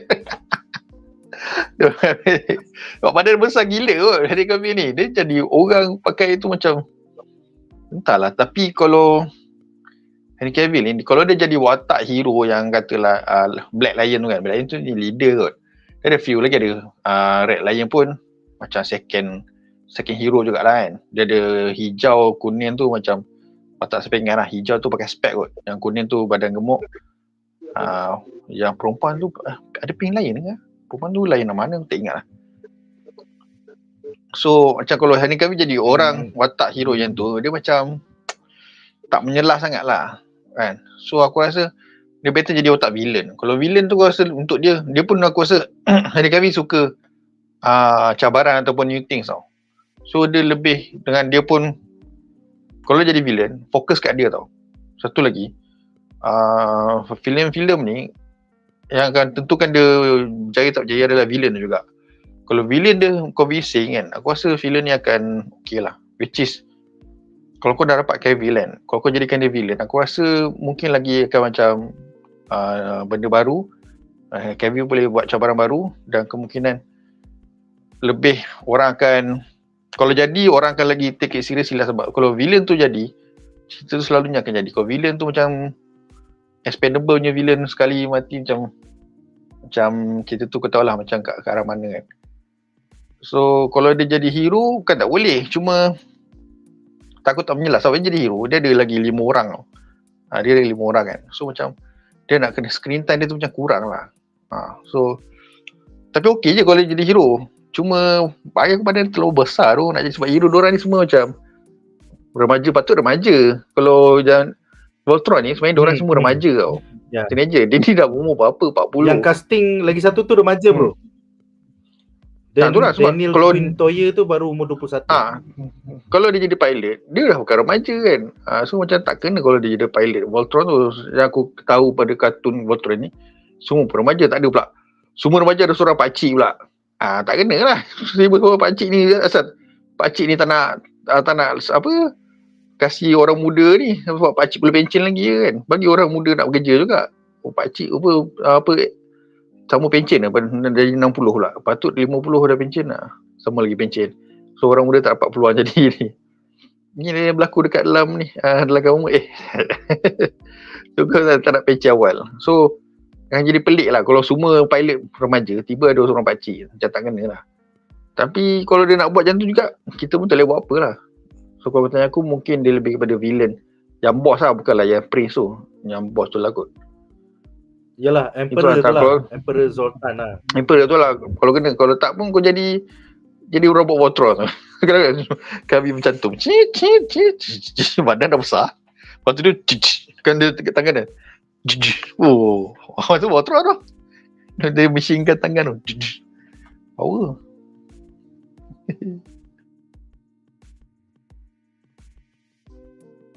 Alright. Itu membawa kepada soalan kedua untuk segmen ni bagi Munif ya. Pada pendapat anda, adakah kehadiran Henry Cavill akan membawa star power kepada produksi Voltron yang setakat ini mempunyai unproven writer, unproven actor, kemudian director pula kroni The Rock. Dan adakah ini juga bermaksud bahawa projek Cavill di Amazon Prime Video iaitu siri TV Warhammer 40K, apa hal weh? Terkubur ke? Aku agak sedih lah. Pasal tiba-tiba dia macam nak buat job Voltron ni pula. Apa pendapat kau? Silakan. Mula-mula aku cakap pasal the 40k punya situation. Yalah, kita risau kan, sebab ingatkan dia nak fokus to the 40k punya project kan. So tiba-tiba macam out of the blue tau, dia pergi jual nama dia to this Voltron punya project kan. So aku punya anticipation is something macam ni lah. Maybe his role is not that prominent sebenarnya. Macam aku cakap, dia perlukan the star power macam attached to the show. Lepas tu Duan pun cakap tadi, sepatutnya yang the squad ni semua remaja kan. And we know dia ada cast some teenagers for the show. So maybe Henry Cavill ni entahlah, dia just datang land dia punya suara ke, tak pun datang pakai makeup on set, kejap ambil some shots as the villain ke apa ke, lepas tu sudah dia tak jadi part of the main cast. So bagi aku, that's the win-win best case scenario untuk semua orang lah. Dia boleh pergi balik buat dia punya 40k project tanpa gangguan, while at the same time the movie pun dapat benefit from ada calit sikit dengan nama dia. So I hope that's what's going on lah. Cumanya andai kata Henry Cavill involved in a long term with this project, as in dia punya role tu sangat penting to the project, then aku bukan saja worry pasal 40k, aku worry about the Voltron movie juga. Pasal apa? Kalau kau nak pakai Henry Cavill and maybe kau nak milk Henry Cavill, will this be one of those origin movies where tunjuk manusia, lepas tu last 5 minutes baru jadi Voltron, lepas tu lawan kan. Itu je yang aku risau tu. Sebab kau ambil star kan, kalau kau ambil star, kau bayar dia untuk jadi starring role pula, so mesti the human parts akan sangat banyak. Kau nak manfaatkan penglibatan, you know. So it's an origin movie. We've done this rodeo banyak kali dah tahu. Kita dah tahu apa Hollywood suka buat kan. Dia mulakan, oh my god, jadi Voltron first time kalah. Lepas tu manusia, character development, manusia, emotional moment. Last 5 minutes baru lawan. You know, so sebab tu dia nak big star untuk carry all the annoying human parts tu. So itulah, sama ada penglibatan Henry Cavill banyak, which means kita akan ada sikit robot battle times, dia akan banyak human parts, or penglibatan dia sebenarnya sikit saja. So dia just nak tumpang nama dia and dia immediately kembali buat punya 4K stuff, which is the best scenario. Tapi on paper kita tengok this is the smart decision for the Voltron movie lah. Sebab macam kata last kita discuss pasal ni, this movie need something. Nick pun cakap tadi, director tak siapa, pelakon tak siapa. Lepas tu from the guys yang duk buat movie Bangang The Rock ni kan. So dia tak ada good news, good press or good attachments to the movie. So bila datang Henry Cavill jual nama dia ke sini, that is good for the movie on paper. Tapi perlu diingatkan, I believe penglibatan Henry Cavill can become a double-edged sword. Ada bahaya dia ambil Henry Cavill. What am I talking about? Well, let's go to The Witcher. Apa jadi dengan series Witcher? Sebab Henry Cavill Hamba. Henry Cavill untung dia bila dia involved with the project ialah dia sangat beloved and dia sangat care for the law. Tapi yang bahaya dengan Henry Cavill ni, kalau kau mistreat dia, your IP akan kena kecam terus and kena boycott with the fans. So if you get Henry Cavill, kau kena treat him right. Kalau tak, mampus movie kau, mampus TV series kau. If you get Henry Cavill, you must treat him right. Because if you don't, that's when the disaster start. Bukan ni saja. Let's talk about apa yang lagi recent. Argyle. What happened to Argyle? Sebab bila orang first tengok Argyle, and granted, me and the BuzzPop gang, okay, quite enjoy. It's an entertaining movie. Tapi what was the word of mouth? So orang excited nak tengok Henry Cavill. Sebab orang kata, dia nak jadi James Bond. Tak jadi James Bond. Oh, you know what? It's okay. Kita dapat preview dia jadi James Bond dalam Argyle. And it's just a fake out. Itu sebenarnya macam not really him. Tapi siapa tahu who was the actual main lead mana tu? Justin Hammer kan? Sam Rockwell. Sam Rockwell sebenarnya. So the word of mouth yang keluar, lepas tu orang kata ni je ilusi je Henry Cavill, dia tak banyak pun. So movie ni tertipu kan. So daripada kau jual nama Henry Cavill, that kind of word of mouth keluar, and that was one of the big reasons the movie tanked, bro. Critically and commercially pun movie tu tak berjaya. And one of the reasons is because of that. Orang kecewa pasal Henry Cavill tu. And then remember the DCEU bila depa kata Warner Brothers mistreated Henry Cavill.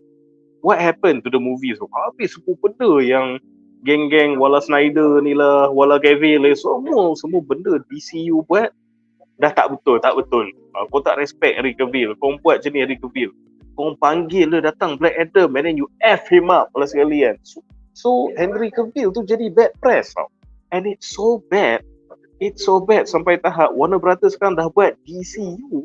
And DCU duk kena kecam before one movie keluar pun sebab tak involve Henry Cavill. And semua nak kata Justin Corenswet, not my Superman. So dalam rumusan it could be good news on paper Henry Cavill involved dengan projek kau, but you need to treat him right, guys. Kalau silap sikit dengan Henry Cavill tiba-tiba kau memang jadi tempat makian, tempat cacian.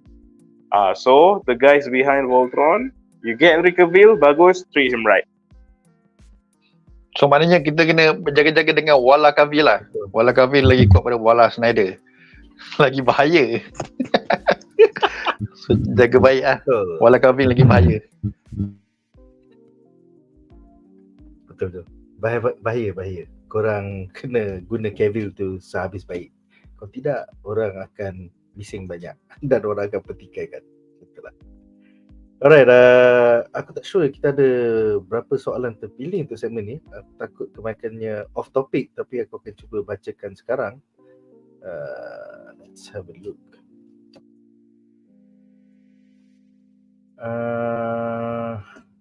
Okay, kita ada satu soalan tentang Voltron daripada Taza. Adakah movie Voltron ni berjaya sebab cast kurang kecuali Cavill, tapi dia punya hype pun geng-geng 90-an? Tapi generasi sekarang maybe kurang tahu. Adakah dia dapat tarik peminat baru zaman sekarang? Sebab banyak superhero flop macam Power Rangers. Aku rasa macam Munif cakap minggu lepas lah, dia orang rugi Jeff Bezos dan Amazon Prime tak terus hire Guillermo del Toro. Kalau kau cakap Guillermo del Toro bakal membuat Voltron, aku rasa fan-fan Pacific Rim semua, fan Hellboy semua macam yeah. Tapi bila kau bagi dekat kroni The Rock jadi pengarah, penulis pun baru tulis novel, tulis episod TV, tak confident lah. Aku tak confident. Memang ni adalah lagi satu kegagalan Amazon Prime yang bakal berlaku. Betul lah. Dia sebenarnya Duan? kalau pada soalan ni kan, dia bukan salah IP 90s tu macam kita je shot sendiri ke apa, kita tunggu budak baru sekarang tak boleh terima. Bukan sebab tu, dia IP, kalau IP tu lama, kalau memanglah target market dia adalah orang macam kita, zaman kita. Tapi kalau kau bagi kat team yang betul, dia boleh tarik dua-dua golongan tau. Maknanya Millennial dengan Gen Z sekali. Maknanya dia boleh tarik fan-fan lama dan fan baru. Kalau kau pandai buat, make it right, dia akan jadi best juga. Aku rasa ada contoh lah. Okay, ambil contoh Mario kan kau zaman bila 80-an punya game. Tapi kau tengok dia dapat 1 bilion. Sebab apa? Dia pandai cari formula yang budak-budak pun boleh layan juga apa semua. So kalau kau cari team yang bagus, akan berjaya jugalah. Itu Mario tu dah suara Chris Pratt. Aku memang tak suka dia tu jadi suara Mario, tapi sebab team tu bagus dan cerita okey, so kita boleh layan. So kau kena dapat team yang bagus. Tapi kau tengok team yang ada belakang tabir ni macam tak convincing lah. Bila nampak Kaki, kau nampak macam ada cahaya sikit lah kan. Tapi kita tengok lah, sebab benda IP robot ni susah bila kau bagi orang baru. Sebab itulah macam kita pun yang berjaya kita tengok pun Guillermo del Toro. So tak banyak orang yang berjaya buat IP robot-robot ni kan. Tak ramai. Which is sebenarnya satu IP yang sangat bagus sebab banyak digunakan kan. Merisaukan lah. Kita tengok macam mana. Itulah. Kita akan continue cover tentang filem VOLTRON ni. Diorang akan mula syuting di Australia sometime pada bulan Oktober ataupun November nanti, sebelum cuti Christmas. So tengoklah macam mana, kalau ada set foto ke apa, kita akan share di BuzzPop. Alright, so dengan itu berakhirlah segmen ini dan kita akan ke segmen yang ramai fans nantikan, iaitu Penguin versus Agatha. Alright guys, so untuk segmen ni, pasal kita terlambat seminggu, seperti korang tahu, episod Penguin hanya keluar pada hari Isnin. Tapi yalah, hari Isnin kan waktu bekerja, jadi panelis dan host pun tak sempat tengok lagi episod Penguin yang terbaru yang korang kata best gila babi ni. So kita akan bandingkan episod Penguin minggu lepas dengan episod Agatha minggu lepas. Effectively episod The Penguin ni adalah tentang Victor Aguila, pengikut Penguin, dan macam mana hidupnya terkesan dengan The Riddler di dalam filem The Batman tu, apabila dia banjirkan seluruh Gotham City. Aku agak sedih lah bila tengok scene yang di mana mak bapak Victor mati katak macam tu je. Dan dalam that scene kau baru faham yang The Riddler ni sebenarnya super villain lah. You know, kita kelakar bila kita tengok filem The Batman tu, kita nampak dia macam lemah je, macam sampah je. Filem The Batman tu pun rasanya macam sampah je, boring gila. Tapi filem The Penguin ni berjaya memperkayakan the world building, buat kau look at The Batman film in a new light. Macam dunia ni best sebenarnya. On the flip side, kita ada formula yang sama untuk Agatha episod minggu lepas, di mana mereka akan pergi ke rumah baru, mereka akan dapat test yang baru, kemudian kerjasama mereka, sama ada menyanyi lagu The Witcher's Road tu ataupun tidak, akan menyebabkan mereka berjaya overcome that test. Dan bonus untuk episod minggu lepas, tiba-tiba je, lepas dah habis formula yang biasa kita tengok ni, nak masuk 5 minggu dah ataupun 4 minggu, tiba-tiba Tin tu dia kata, itulah kau memang macam mak kau. So tiba-tiba Agatha tahu identiti sebenar Tin, tak tahu bila. Lepas tu masa tu jugalah Tin ada kuasa tiba-tiba untuk menenggelamkan Agatha dan makcik-makcik yang lain. So what the fuck, dia adalah anak Scarlet Witch. So dua kualiti yang berlainan. Satu storytelling yang kau boleh bagi tahu bila kau ada 1 jam seperti The Penguin di HBO, compare dengan benda yang bila kau hanya ada 25 minit di Disney Plus. Jadi soalan pertama adalah untuk Duan. Apakah pendapat anda tentang plot twist terbaru di penghujung Agatha All Along season 1 episode 5? Kau kena cabutkan wayar sambung balik. Bising. Di mana tiba-tiba pula Tin baru ingat bahawa dia adalah Billy Kaplan aka The Weeknd apabila Agatha mengejek Tin. Sama je macam mak kau, The Scarlet Witch. Tak ada setup, tak ada backstory, tiba-tiba surprise revelation. Silakan. Dia sebenarnya dia punya tu surprise tak surprise pun. Aku pada episode 1 dah tahu dia tu Weeknd.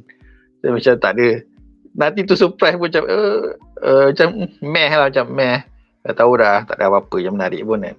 Cuma kalau orang yang tak tahu kan, good for them lah yang tak tahu. Bukan macam, wah, siapa dia ni tiba-tiba dia power. Sebab dia kan macam, jump into the bandwagon kan. Dia macam ikut je kan. Dia tak sepatutnya jadi the coven, macam one of the witches lah kan. Dia ikut dia je, bukan tag along. witches pun. Dia lah warlock. Warlock mana boleh ikut witches pergi ke witches road.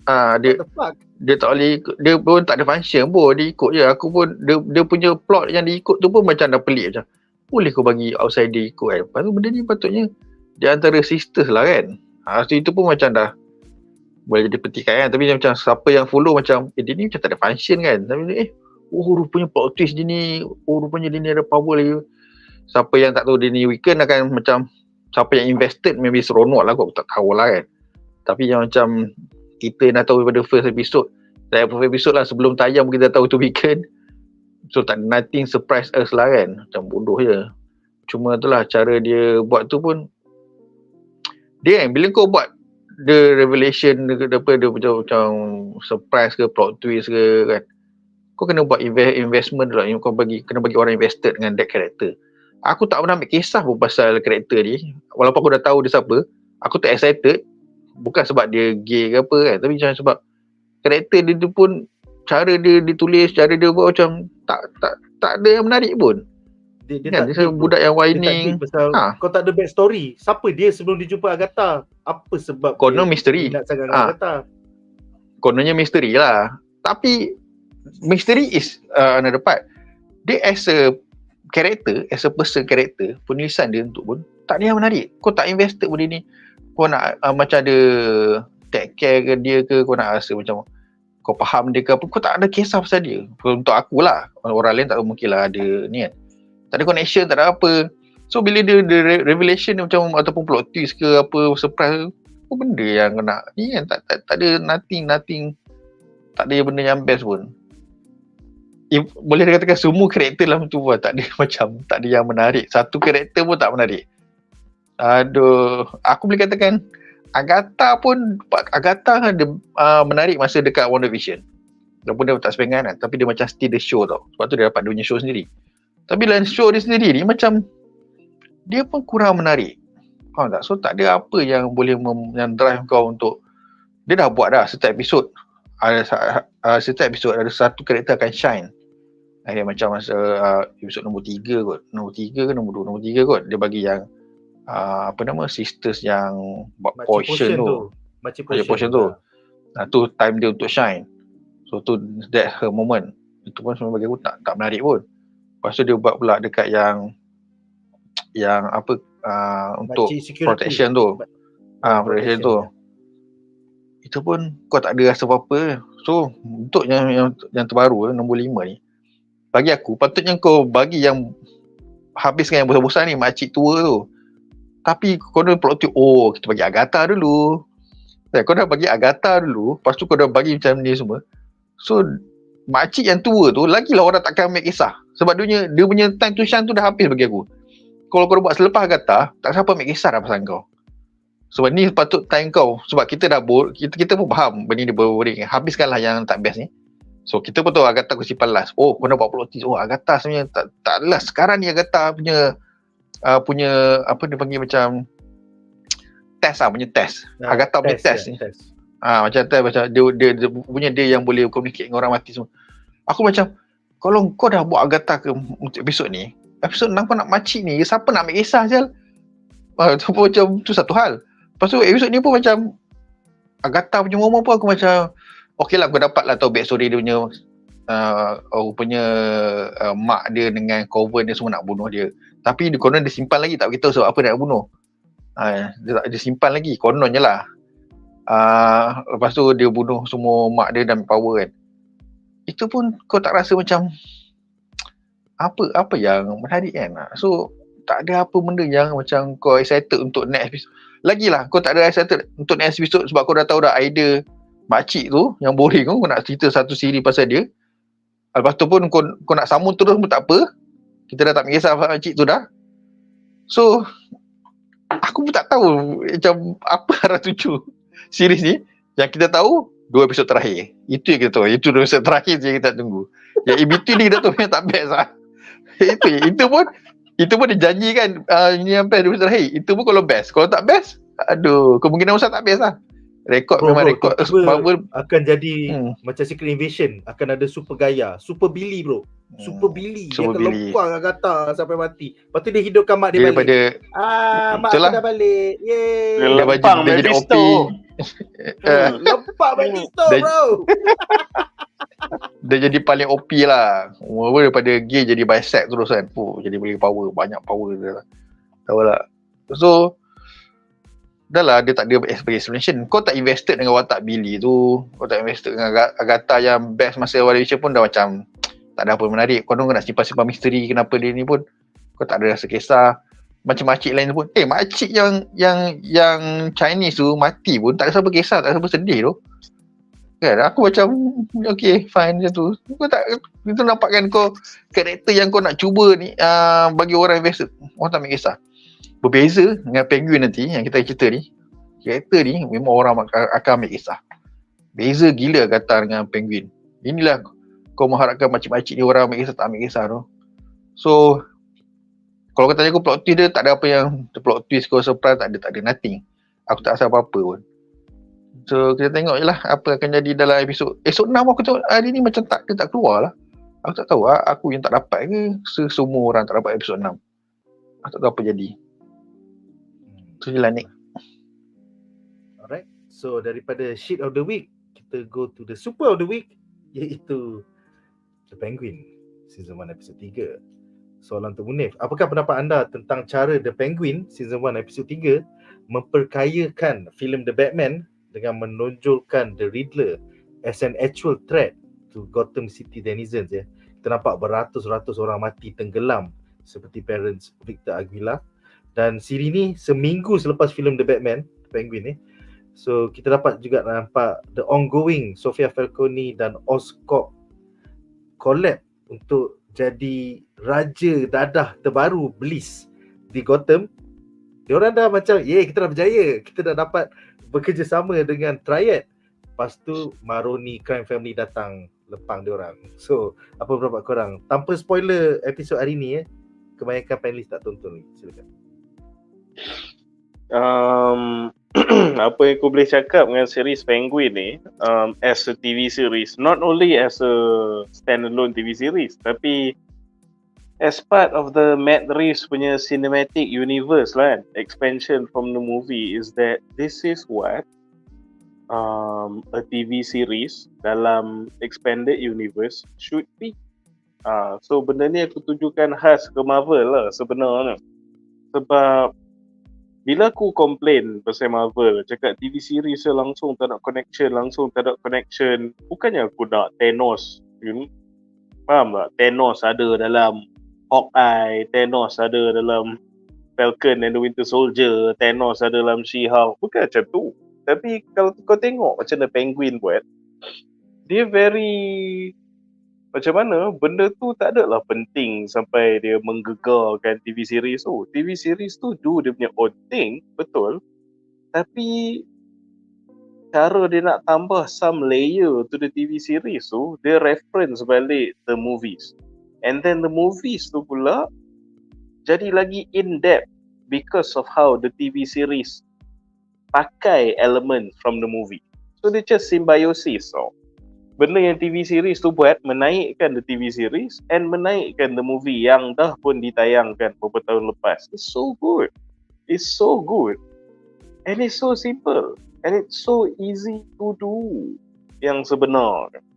Pasal apa? Sebab kalau kau tengok dulu yang Marvel Netflix punya series yang segala Jessica Jones, Luke Cage dengan Daredevil kan. Dia walaupun kononnya masa tu tak connected dengan Marvel, tapi aku suka gila the little things they do. Dia tunjuk contoh, kenapa apartment Matt Murdock tu boleh dapat harga murah lah apa, sebab tempat tu, that area tu Chitauri dah lepeh kan tempat tu. So maybe apartment tu value dia drop sikit tu. Lepas tu dah Luke Cage ada this black kid duk jual CD haram kan. Duk jual apa? Oh mama tengok ni ada orang rakam Mamat Hijau tu. Ada orang rakam si Blondie yang duk terbang dengan tukul tu. Ada orang rakam ni. So dia padahal dia orang tak boleh directly reference the Avengers tau. And they still buat benda-benda kecil ni yang kau rasa wow, on the ground this what how it affected the people lah. So dia movie tu lagi enhance and TV series tu lagi naik. So this is what the Penguin does really well tau. Sebab it's a smaller scale story pasal mobsters. So pasal this original character Vic ni yang tiba-tiba nak buat story untuk selami pemikiran Penguin tu macam mana apa semua kan. And they did it by referencing the aftermath yang The Riddler buat pada Gotham City tau. So bila Gotham City dimusnahkan dengan banjir tu, macam Nick cakap setiap movie tu, alah macam apa plan kau je buat banjir. Lepas tu bukan kau yang lawan dengan Batman kan, kau punya some Reddit punya commenters lah, kau dah hasut dia orang yang pergi lawan Batman, benda lah. Tapi bila kau tengok series Penguin ni, dia ni just mobster. Orang biasa. Lepas tu banjir ni bunuh seluruh Vic punya family ni. Lepas tu sampai bila nampak benda bergegar kat lantai dia, jadi traumatized tau. Long lasting, maybe permanent mental damage jadi pada kau. And it's because of this Riddler dude. That's a super villain. Baru kau tahu betapa jahat yang mobsters ni can never do benda yang Riddler buat sampai macam tu sekali effect semua orang dalam Gotham. That is a super villain. So kau juxtapose the small guys in the aftermath of the big things done by the Riddler, baru kau tahu siapa super villain, siapa just normal villains. It's so good, it's so clever, and it's so easy. Tak complicated pun nak buat benda tu. They did it because pasal apa? The guys behind the Penguin series ni are big fans of DC. Tu je aku boleh cakap. And dia orang faham apa itu entertainment. Dia orang faham apa yang fans nak tengok. Tapi at the same time, dia balance dengan dia punya creative integrity. So, in a way, this is how Todd Phillips sepatutnya approach dia punya IP, dia punya movie pun. Kau nak cerita benda kau cerita benda kau. But at the same time, they entertain. That's what the Penguin did. Bayangkan, aku mula-mula pun macam, man, ni dah lah Penguin yang tak nampak macam Penguin. Cerita gangster-gangster macam Godfather, Scarface. Aku nak tengok Batman lah. Batman fighting Mr. Freeze and shit kan. Once to see beberapa episode TV series of this bullshit kan. Pasal the Maronis and Falconis, orang-orang yang dalam movie Matt Reeves Batman tu aku bosan je. Kenapa lah kena ada Falconis. They just deal with the Riddler lah. And yet they made this mobster people semua jadi sangat interesting. So kalau aku boleh minat mobster movie, aku yang generally suka superhero and sci-fi stuff and aku jadi engaged about this mobster stories, that tells you how good the Penguin series is. And why is it good? Sebab dia ada the fans dalam fikiran dia when making this show. Simple as that. They respect the IP, respect the intelligence of the fans, and they write something based on their creative integrity. So kau dapatlah benda ni. Sebenarnya it's not hard to do kalau kau focus and lower your ego. So macam Marvel sekarang ni banyak sangat objective or agenda yang have nothing to do with entertainment, tapi more to some bullshit, superficial, social reasoning kenapa dia buat dia punya show. Satu it sucks. And all the shows yang prioritize entertainment jadi best. And Penguin currently is the best thing on TV sekarang. Bar none bagi aku. Seriously. Kau takkan jumpa in this superhero comic book adaptation genre ni, nothing is better than it sekarang. And I'm so surprised. And aku sampai sekarang still surprised. Kalau aku pergi bagi tahu Munif yang berapa bulan lepas, dude, nanti ada banyak TV series keluar ni, kau kan paling suka series pasal penguin. What? That's bullshit, man. No way. But this is what's happening. This is what's happening. And I tell you what, this is Game of Thrones in Gotham juga. You have that too. With the rise to power, perebutan pasal the Blaze and the drug industry, nak jadi the new kingpin of Gotham lah apa semua kan. Yes. Exactly. Lepas tu lah this movie pun dia macam Joel Latif cakap kan, dia pun ada banyak the way they susun the scenes, the symbolism, and then cara dia, okay kan Marvel suka subvert expectations kan, tapi cara macam Penguin ni pun dia pun kali subvert kita punya expectations, tapi dia buat dengan sangat organik tau. Kau tak rasa macam ni murahan ke, ni full ke, ni tiba-tiba ke. Kau ada satu pendapat pasal watak ni sekian-sekian, and then something jadi, pendapat kau maybe completely ubah pasal watak tu, but it still makes sense. Aku macam, actually I see that. Aku tak terfikir that sebenarnya boleh jadi macam ni. But it totally could be like this. The show is so well written, so well constructed. And aku rasa kalau the show was well written pun, the sheer acting pun boleh carry this movie. Especially between Oz and Sophia. It's so good. So good. Aku tak tahu. Aku just memang nak terus cakap, it's just all pujian lah pasal show ni. Semuanya memang pujian. And kalau kau boleh sum it up, aku just kata Marvel, you want to do more TV bullshit, this is what you should do. Where not only they tell them your own story, but in the process enhance the movie yang they spawn from, while enhancing itself by just, respecting the fans, the IP, and connectivity. It's a shared cinematic universe. Connectivity salah satu the selling point, use it. Kenapa Phase 4, Phase 5 Marvel sangat allergic dengan interconnectivity, sedangkan itu salah satu rahsia kejayaan diorang for the first 10 years. Sekarang you have a random DC Elseworld series doing that and succeeding. Who knew? Yes. Maybe lepas ni Zaslav nak bagi lagi banyak duit lah dekat Matt Reeves. Aku bagi kau lah 200 juta, kau buat lah apa-apa kau nak dengan Batman Part 2 ke Batman Part 3. Semoga Matt Reeves tidak membakar fans. Lepas tu Matt Reeves buat Batman Part 3 musical. Baru semua. Kita jam kenapa Munif jadi ustaz balik. Ni apa yang jadi Matt Reeves ni? Allah, dia dah menyimpang, subhanallah. Lepas tu dia panggil ni, dia panggil lah Lady Gaga jadi Poison Ivy. Datang lagi. Tak payahlah. Aku nak tambah sikit pasal episod 3 ni kan. Beza dia episod 3 ni dengan pada Agatha Harkness. Engkau invested dan kau care watak yang paling kecil sekali, Victor punya opening tu pun dah bagi kau macam, oh shit, kau kenal dia. Kau memang masa first episode kau tak ambil kisah saya dia. Masa first episode aku dah agak macam mati budak ni, memang penguin nak bunuh ni. Sebab tu memang typical monster punya filem ataupun series. Macam aku memang fan monster macam Godfather ke apa ke filem-filem mafia dulu lah kan. So benda tu standard tau. Macam apa kalau kau dia macam film mafia ni banyak yang orang boleh kata two face lah. Macam mula kau cakap baik dulu, belakang kau tembak pap macam tu kan. So benda ni masa first film Victor tu memang aku dengar macam expendable lah, macam pengen guna dia and then dia akan tembak juga sebab dia tak nak hilang, dia tak nak tinggalkan bukti kan, nak clean.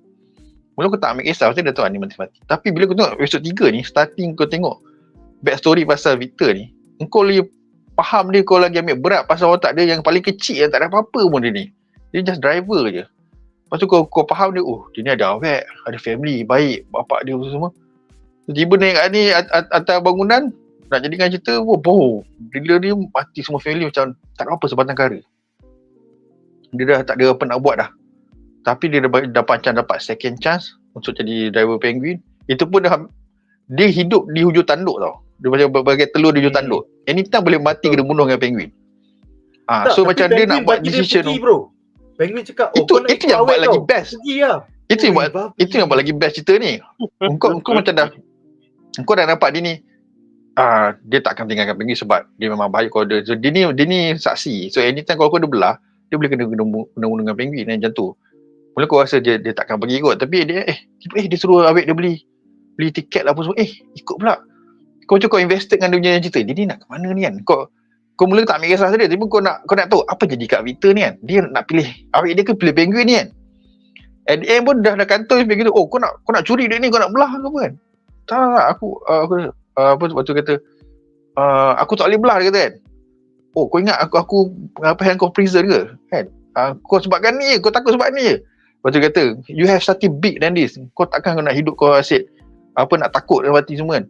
Aku tak buat kau jadi prison aku. Kau nak belah yang ni tak boleh. Aku takkan bunuh kau lah. Dia macam penguin macam kecewa dengan dia sebab penguin suka dia ni sebab dia banyak kali selamatkan penguin lain. So dia macam penguin macam dah jadi macam dah sayang kat dia lah. Dan sayang dan kecewa lah at the same time. So dia macam dulu memang dia good. Dia boleh bunuh budak ni boleh. Tapi dah sampai tahap macam dia dah terlampau sayang. Dia macam tak worth it nak bunuh dia ni. So aku bagi kau pilihan. Kau nak belah-belah. Sebab dia nak bagi tahu kat budak ni, ke Victor ni, kau ada you have something big in front of you. Tapi kau macam nak buang semua ni sebab apa pasal Cikaru yang pasal. Dia 3 benda menjatuhkan dunia.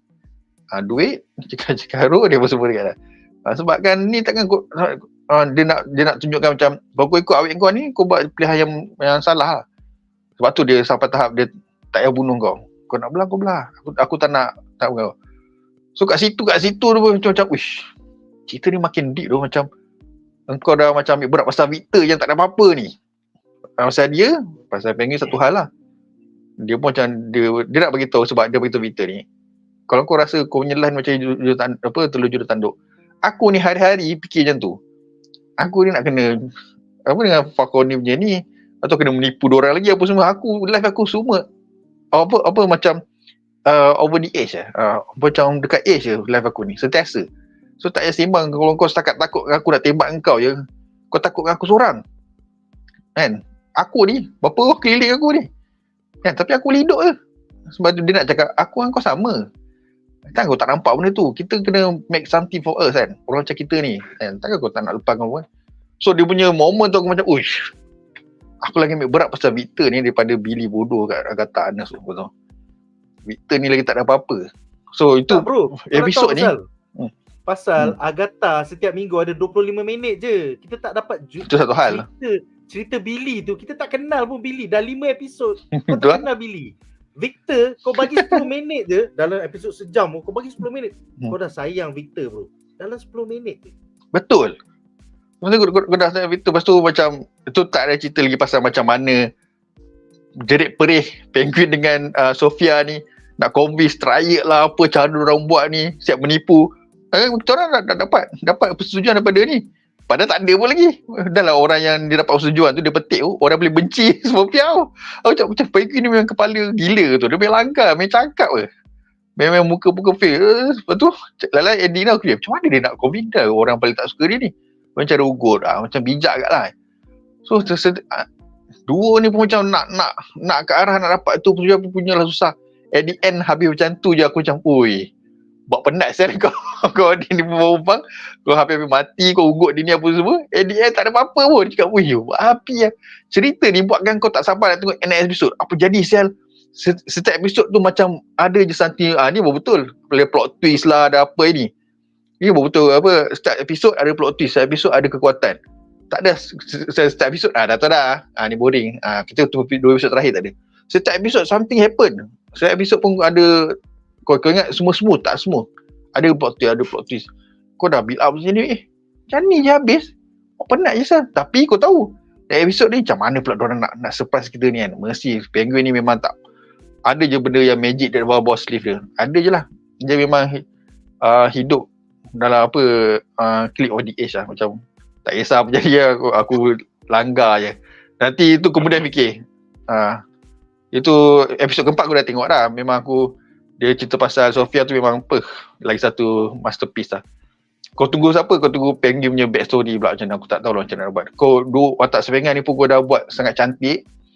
Kau ambil berat pasal Victor, macam software pula untuk episode 4. Penguin ni pula kau ambil berat. Kau jangan buat episod 5 ni kau ambil berat pasal yang pakcik dia yang tak suka Sofia tu. Aku memang mind blown lah. Kalau dia boleh buat kita ambil berat pasal dia pula, aku macam apa? Ini memang next level. Boleh jadi tu. Sebab dia boleh jadi. So macam Penguin, kita ni pasal Penguin tau. Nama Penguin tau. Tapi kau kenal Sofia, kau kenal Victor, kau kenal siapa ni, uncle dia tu. Ni pasal Penguin tau. Duan. So kalau Penguin kalau kau simpan memang masterpiece lah. Apa nama ni? Tak, sekali aku duk tunggu apa tau. Tiba-tiba kan ada poison ivy tu. Yang pasal cendawan dia nak buat dadah tu. Serius. Betul, boleh jadi. Serius tu. Aku cakap kalau dia orang berjaya selitkan poison ivy dari plot dia, wah memang gempak lah. Memang betul, fan service tapi yang masuk akal tau. Serius. Betul. Dia tak adalah guna banyak sangat. Yalah, CGI ke apa ke kan. Dia logik lah sebab kan mushroom lepas tu daripada peluh dia kan. Ambil. Boleh kaitkan poison ivy kan. Mana tahu. Sebab diorang punya susun ni sangat tumbuhan. Sebab kau bayangkan watak yang tak ada super power ataupun tak ada history dalam komik ke, contohlah macam budak Victor tu, aku rasa watak baru, aku tak tahulah. So kau boleh ambil berat. Kau bayangkan kalau macam dia buat watak yang memang dah wujud lama, macam apa yang kalau Poison Ivy ke, mana tu Harley Quinn ke, tak adalah Harley Quinn yang menyanyi kan. Aku tak sabar tu apa yang diorang boleh buat dengan watak-watak yang sangat ikonik. Kalau macam ni diorang pegang watak yang biasa, kau boleh ambil berat. Watak ikonik aku tak tahu nak cakap. Penguin pun dia tak bagi lagi tau episode dia. Aku tak sabar kalau Oz ni macam mana pula dia punya jalan cerita aku. Itu beza dia Penguin dengan Agatha. Agatha kau dah macam bila nak episod 4 episod 5 dan episod 6 ni kan. Kau dah tahu 2 episod je kan. Yang ni kau setiap episod kau tak sabar. Kau tak nak ketinggalan pun. Memang best lah Penguin ni. The best show lah for this year. Definitely, man. Tapi itulah memang gila lah. Kalau aku nak tambah satu benda sekali, lagi satu, kalau aku pun Munif yang beberapa bulan lepas kan, kau bagi tahu aku, orang lagi hype pasal si budak Vic ni yang entah ada tak ada dalam komik, je some original dalam TV series Penguin, driver Penguin ni. Orang lagi terkesan dengan dia daripada anak Wonder. Macam biar petik kau ni. Itulah yang berlaku. Kau bayangkan masa episod yang tunjuk Vic punya origin kan. Lepas tu dah lah, dia pandai. Dia dah tunjuk origin Vic. Lepas tu satu episod tu je tunjuk Vic dalam bahaya. Kau tak tahu dia kena bunuh ke tak. Aku ambil peduli tau. Aku genuinely tak nak dia mati tau. Macam duduk janganlah cross Penguin. Janganlah buat dia marah. Tolonglah jangan. Lepas tu dia subvert pula. Tengok Penguin. Kau ingat aku penjara kau kat sini, kau boleh belah kau nak belah. So, oh my god. Kecak emosi aku. So padahal nangis masa review weekend tu tu nangis tu. Kejap tu nangis gila macam bapak dia. Nangis. Babi betul. Itu pasal Vic. Kau tengok dalam komik, who the F is Vic. Lepas tu dalam Agatha, kau tengok weekend muncul, tiba-tiba tak ada build up.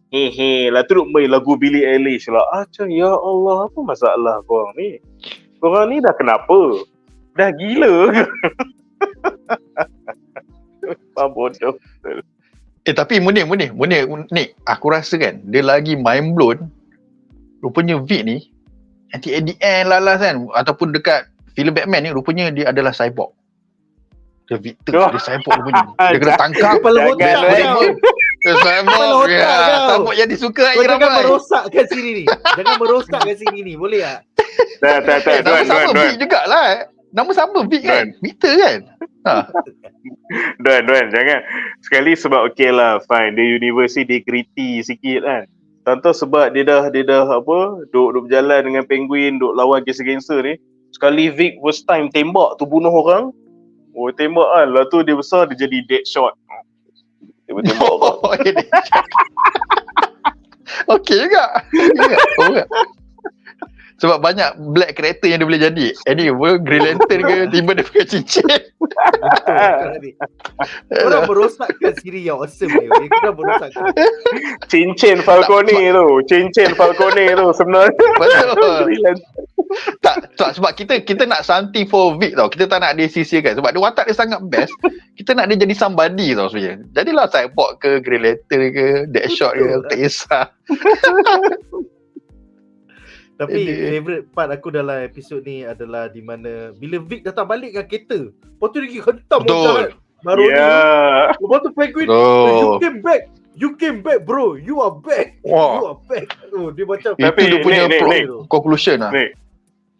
Tapi dia takkan, yang bagus series Penguin ni, dia takkan bagi kau satu emosi je. Sebab hang tengok sequence kan. Mula kau ingat Vic dah belah. Lepas tu kita oh shit, macam mana Penguin dengan Sophia nak keluar situasi ni. Tiba-tiba Vic datang balik. Yes, Vic setia terbaik kan. Okay, dia rescue Penguin. Lepas tu immediately lepas tu, wait, Sophia ambil lah dia sekarang ni. Tinggal ni. Macam weh. Lepas dia kita tentu apa? Twist emosi kau. Tak, kita tentu dah buat. Oh, okay dah. Vic dah cantik ni dia punya revelation kan. Dia punya moment, dia selamatkan Penguin. Faham? How about Sophia? Penguin dia cakap, tinggal. Tinggal. Lepas tu aku macam, kejap. Bukan tadi diorang dah partner. Lepas tu dah hampir kantoi.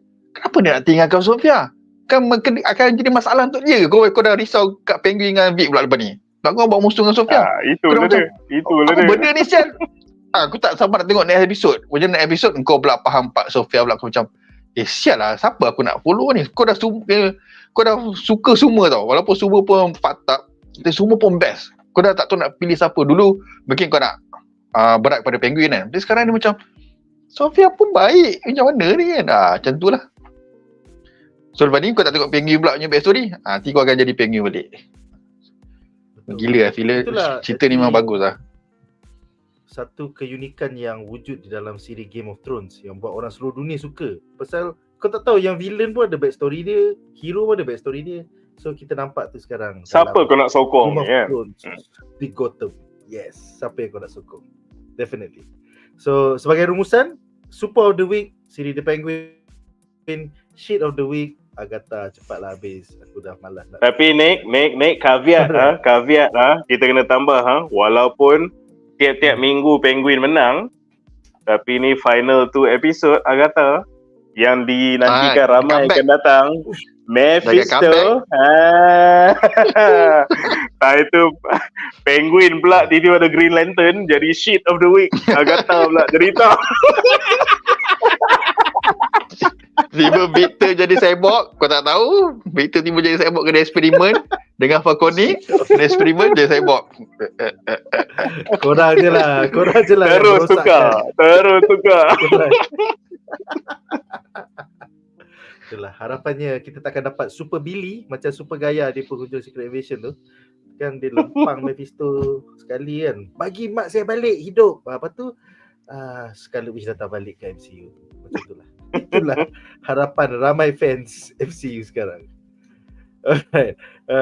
Kita ada banyak soalan off topic. Aku cuba mulakan dengan barang-barang on topic dulu. Jadi soalan kita yang pertama adalah off topic. Apa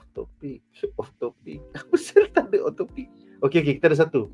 Daniel bertanya, panelis rasa Scarlet Witch dah mati atau masih hidup? Aku rasa itulah misi Wiccan pergi ke Witches Road. Dia nak menghidupkan balik mak dia. I'm not going to be surprised kalau the last 2 episode Agatha Scarlet Witch hidup balik. Sebab kan kau boleh minta apa saja kan. Kau dia memang dah mati lah. Betul sebab kan bila kau kat Witcher Road tu, kau boleh minta apa saja. Kau mungkin boleh minta orang tu hidup balik. Betul. Kan kita mana tahu kan. Yes. Seterusnya kita ada soalan on topic dari Sakus Rules. Watak Sophia Falcone ni besar tak kalau dalam komik? Kalau Agatha watak picisan je kan? Yes, Agatha merupakan watak picisan daripada zaman 1980-an.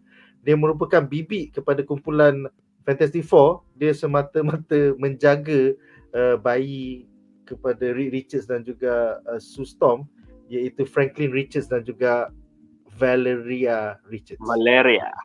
So dia bibik je. Manakala Sophia Falcone ni pun watak picisan juga.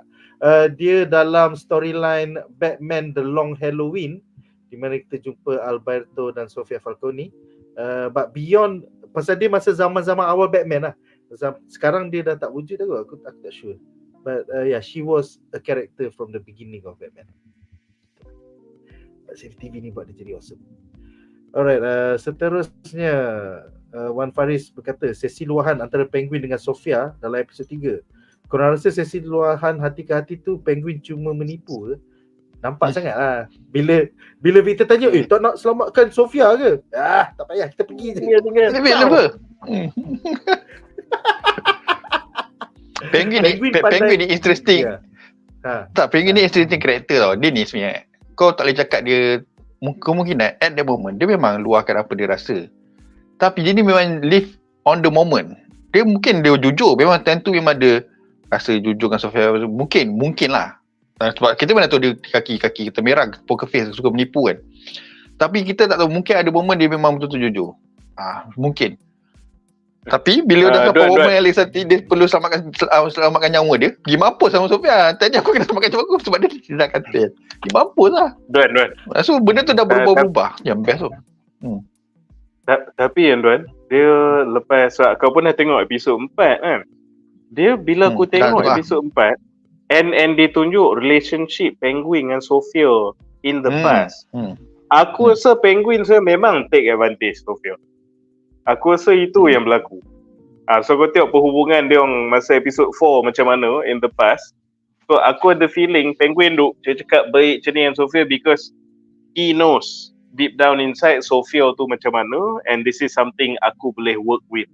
Aku rasa itu yang berlaku. Betul. At the end of the day, Penguin is a nobody. Nama belakang dia bukanlah Falcone atau Maroni. So he needs to fight to get what he wants. Macam dia cakap dekat Victor dalam toilet tu. Kita ni nobody. Kita kena fight to get what we want in life. Betul lah. Alright, seterusnya Nameless bertanya, apakah beza witch dengan sorcerer? Basically witch lebih ke arah dark magic dan buat benda-benda yang menyimpang. Manakala sorcerer macam sorcerer supreme, macam Kamartaj tu ada banyak sorcerer, dia lebih ke arah light side of magic. Dia macam sebab kalau aku nak tambah, especially pasal macam Doctor Strange lah in particular, selain macam summoning magic or genericnya magic dia buat, most of dia punya spell is positive, defensive, enhancing, empowerment spell. So which datang daripada the book of Vishanti.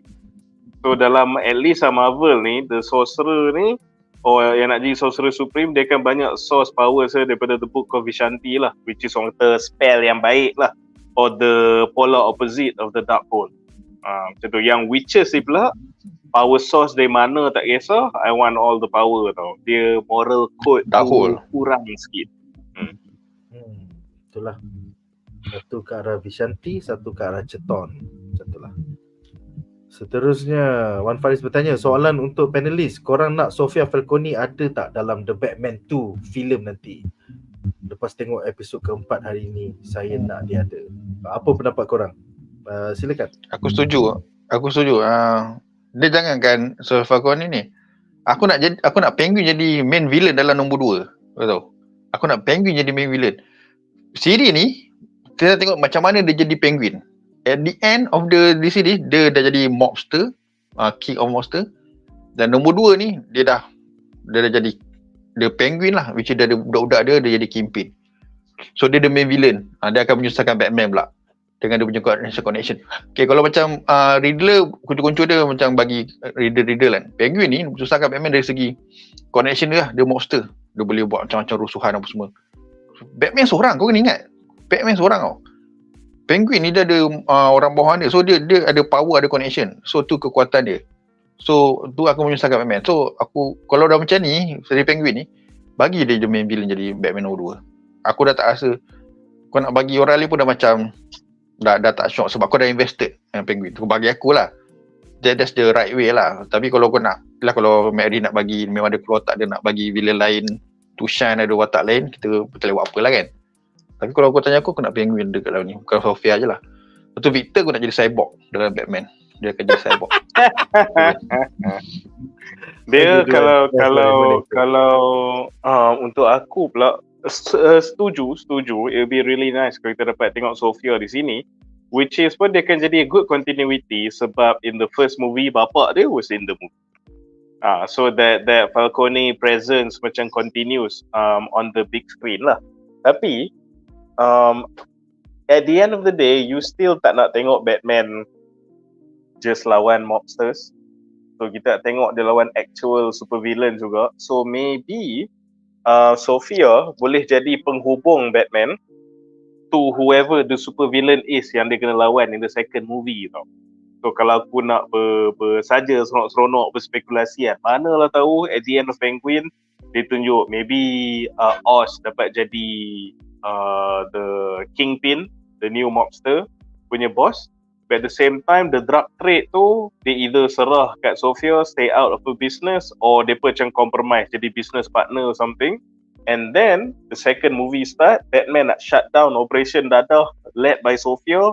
Dia akan jadi ada entanglement dengan Sofia, which akan Sofia will reveal sebenarnya punca dadah ni, this plant-based dadah ni datang dari siapa, and that will lead to confrontation with the actual supervillain Poison Ivy. It could be that, or ataupun Sofia ni pun boleh jadi the Nexus lah, macam okay, maybe again at the end of Penguin dia dah jadi mob boss kali dengan Oz ke, maybe tak tahulah how that is resolved. Dia can still kekal berkuasa, and then ada this mass psycho Robert Pattinson ni duk kacau kita punya operation apa semua. You know what, I know another mass psycho yang banyak criminals duk hire untuk solvekan banyak tas-tas yang susah untuk diorang. So Sofia tu kan hire Deathstroke apa contohnya untuk take out Batman kan. So that could be cool juga tau. So aku nak ada Sofia tapi dia jadi itulah, jadi Nexus, jadi penghubung untuk Batman bergasak with the actual supervillain. So that could be cool. Yes, that be cool. Alright, seterusnya Dominic Tan bertanya, adakah makcik Coven dalam Agatha All Along ni perlu diberikan spin-off sendiri untuk fans invested dengan karakter mereka? Pada aku tak payahlah. And kalau kau tengok pun dia punya trend semua akan mati by the Semua last akan mati of Agatha. Kalau kau tengok Mrs. Hart dah mati, yang protection spell tu dah mati, The Wu dah mati.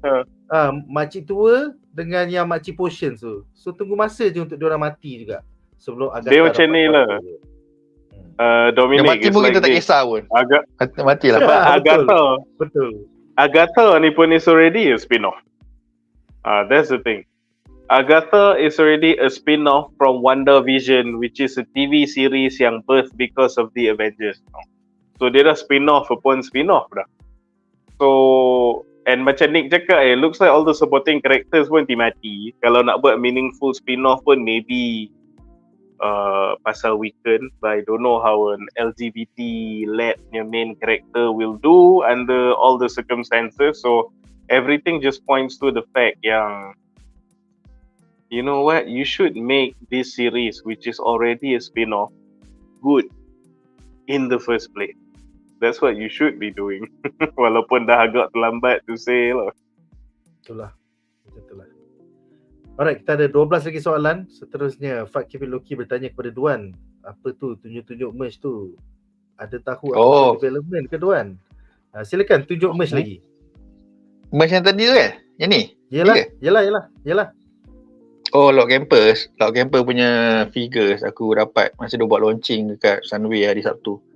So ni ada sign, kit. So benar dengan pisau panas, dia mass production, kau dapatkan dekat Popular. Tapi aku suspect kalau habis diorang nak buat baru mungkin lambat sikit. So better dapatkan sebelum habis di pasaran, sebelum scalpers beli. Ini hot stuff ni. Harga RM39.90. Nice. Bukan senang nak cari mainan barang gempak. Alright, seterusnya Cycles Rules bertanya, sebab korang dah layan siri Penguin, soalan menyimpang, panelis dah layan ke filem Apple TV Plus Wolves, lakonan George Clooney dan juga Brad Pitt? Ada mood love-hate buddies. Aku tak sempat tengok lagi pasal barang tu tak masuk sinema kat sini. Lepas tu keluar kat Apple TV Plus pula tu. I heard it was meh ataupun mid, aku tak sure. Tapi aku dapat title Zaf hari tu Wolves, sampah. Although there might be clickbait lah, pasal Zaf memang suka clickbait orang kan. It might be a good movie, I don't know. Korang dah layan? Belum. Aku pun tengok ada orang macam suka. Ada orang share macam suka. Aku tak tengok. Ada orang macam suka, tak tahu lah. Kalau aku ni simple je guys. Kalau dia bukan superhero related, bukan sci-fi, bukan fantasy, percayalah. Besar kemungkinan aku tak tengok. Okay. So kalau korang dah tonton Wolves dan korang suka, sila bagi tahu kita orang di dalam comment section di bawah kenapa panelis patut tonton Apple TV Plus Wolves. Alright, seterusnya Bucus bertanya soalan luar topik untuk Munif. Apakah pandangan kau lepas WWE Bad Blood yang The Rock is back dalam On the Road to the Bloodline Civil War 2.0? Adakah The Rock yang the real punca perpecahan ini? Silakan. Dia bukan punca perpecahan storyline, tapi rasa dia punca perpecahan betul dalam backstage. So Mamat ni, aku cakap terus terang lah, aku actually tak suka orang yang just datang kerja part time dia, lepas tu duduk selit-selit masuk dalam story orang yang dah 365 days a year duduk patah belakang, duduk bekerja, touring around the country, around the world non-stop. So The Rock ni nak buat perangai dia yang macam masa kat WrestleMania tu lah, nak sailang, tiba-tiba nak masuk in the spotlight. Sebab dia pun selain movie Santa Claus Bangang tu, dia macam tak ada job lain kan. So mula datang tergeh-geh balik ke WWE. So dia memang besar kepala lah Mamat ni. You left the wrestling business, you disappointed your fans, you didn't come back lama masa kau meletup. Bila kau dah som-som kuku, dah jadi box office poison, now you come back and insert yourself dalam storyline yang paling best yang orang dah develop without you. So aku tak tahu macam how dia akan involve diri dia dengan Bloodline Civil War ni, but I think he will. Dia nak choose side siapa pun kita pun tak tahulah, saat dia korang-korang macam duduk tengah-tengah sekarang ni. But whatever it is, aku just harap satu saja, don't F it up and don't curi spotlight orang yang full time kerja di WWE. This is all I'm hoping from The Rock. Itu je. Yeah. Aku tak sabar untuk Netflix start tunjuk setiap minggu WWE. Yeah. Orang nak cover juga di bawah bedah berita setiap minggu. So sama-sama kita nantikan. Alright, seterusnya Wan Faris bertanya, patut tak Emmy Awards dimenangi oleh series The Penguin? Pelakon Penguin dan Sofia Falcone patut menang aktor dan aktris terbaik. I think yes. It's one of the best shows of 2024. So I can't wait dalam bulan Februari 2025 nanti bila ada Emmy Awards. Semoga The Penguin menang banyak awards dan ramai orang akan macam, cerita apa ni? Cerita gangster. Dia sebenarnya kalau ikut contender tahun ni, macam dia the best contender lah. Sebab kalau dia Shogun menang tahun ni untuk last year kan. Last year memang nampak Shogun outshine semua orang lah. Macam last year aku tak tahulah selain pada Shogun ada cerita best atau tak. Ada tapi this year pun kau power. Oh dia power. Kesian. So kalau macam ni, tapi itulah aku tak tahu Penguin boleh dapat menang Emmy ke tak, sebab kau tahu lah kalau ada kena dengan superhero ni kan, akademi selalu macam anak tiri kan. Susah lah. Tapi itulah macam Joker dengan Heath Ledger apa semua tu special case lah. Itu pun macam sebab kau dah terlampau best, kau kena akur lah kan. Macam Penguin ni sebab hopefully dia diterima oleh Emmy lah, Emmy Award untuk bertanding. Aku takut dia tak ada peluang nak bertanding pun walaupun dia best, sebab dia superhero punya ni. Tapi kita tahu vibe dia memang nampak mobster, memang tak ada nampak superhero pun. Memang layak untuk masuk Emmy sebab dia tak ada vibe superhero. Dia vibe mobster yang Emmy memang suka award geng-geng mobster ataupun mafia ni. So aku harap dia beri peluang untuk bertanding dan menang terus lah. Sebab aku tak rasa ada orang boleh top dia untuk tahun ni. Duan. Aku rasa walaupun tu pun sama, tu pun harapan aku juga. Tapi maybe untuk semua orang yang berharap The Penguin series and especially Mr. Oz himself, Colin Farrell dapat some kind of Emmy punya glory, korang kena manage expectation korang. Kenapa? Sebab orang dah duk cakap dah, ni apa ni bagi orang badan fit kurus pakai fat suit jadi penguin. Patut role ni bagi pada fat guy. So itu saja geng-geng woke ni confirm takkan nak bagi award ni pada penguin. Flash Colin Farrell. Patut penguin Tengok ni kena patut penguin ni bagi watak, bagi peluang dekat orang dwarf kan.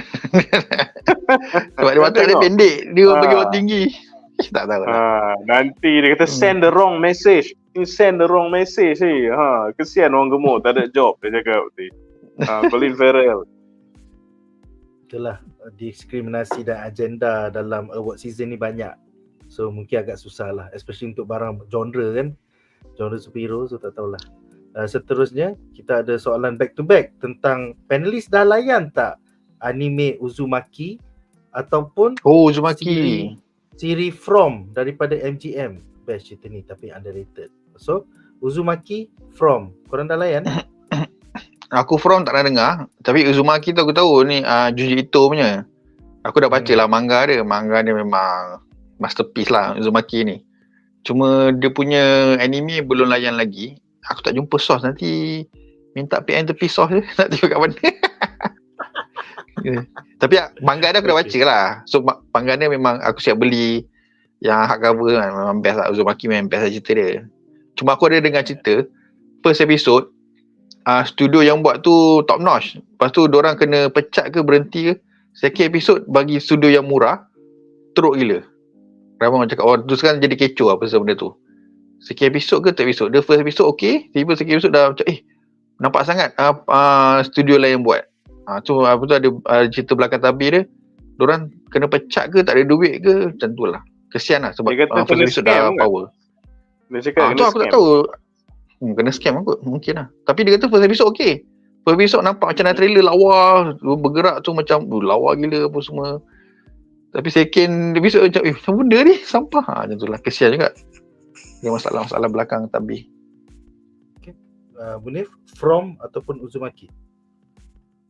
Aku pun Uzumaki macam Duan gak lah. Aku dah khatam, dah baca. Memang legend. Memang dia jenis benda yang kau baca lah tu kau malam-malam kau macam terdiam je fikir. Tapi aku nak tengok anime dia. Tapi aku terdengar dulu pasal kontroversi tu. Dia cakap first episode dia memang best. And then aku tak sure siapa cakap. But aku rasa it's a Uzumaki punya team sendiri je cakap. Dia pun macam best, dia punya animator cakap dia pun kena scam. Sebab second episode onwards memang jahanam.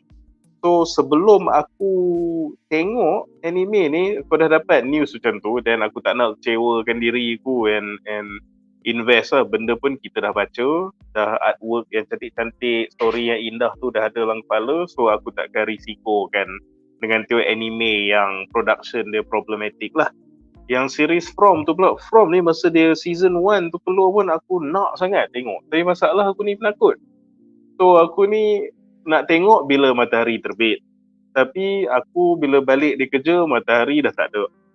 Kalau time tak bekerja, weekend, biasalah bila kau dah kahwin ni, bini kau nampak dah jadual kau kosong, dia isi dengan macam-macam. Dia punya program apa semua kan. So aku macam tak tahu bila aku sempat nak tengok. Banyak cerita-cerita scary ni aku nak tengok. Tapi aku tak cukup keberanian nak tengok. Dia trik dia lah kau tengok dengan wife kau. So dua-dua sama takut. Alright. Seterusnya 8 lagi soalan.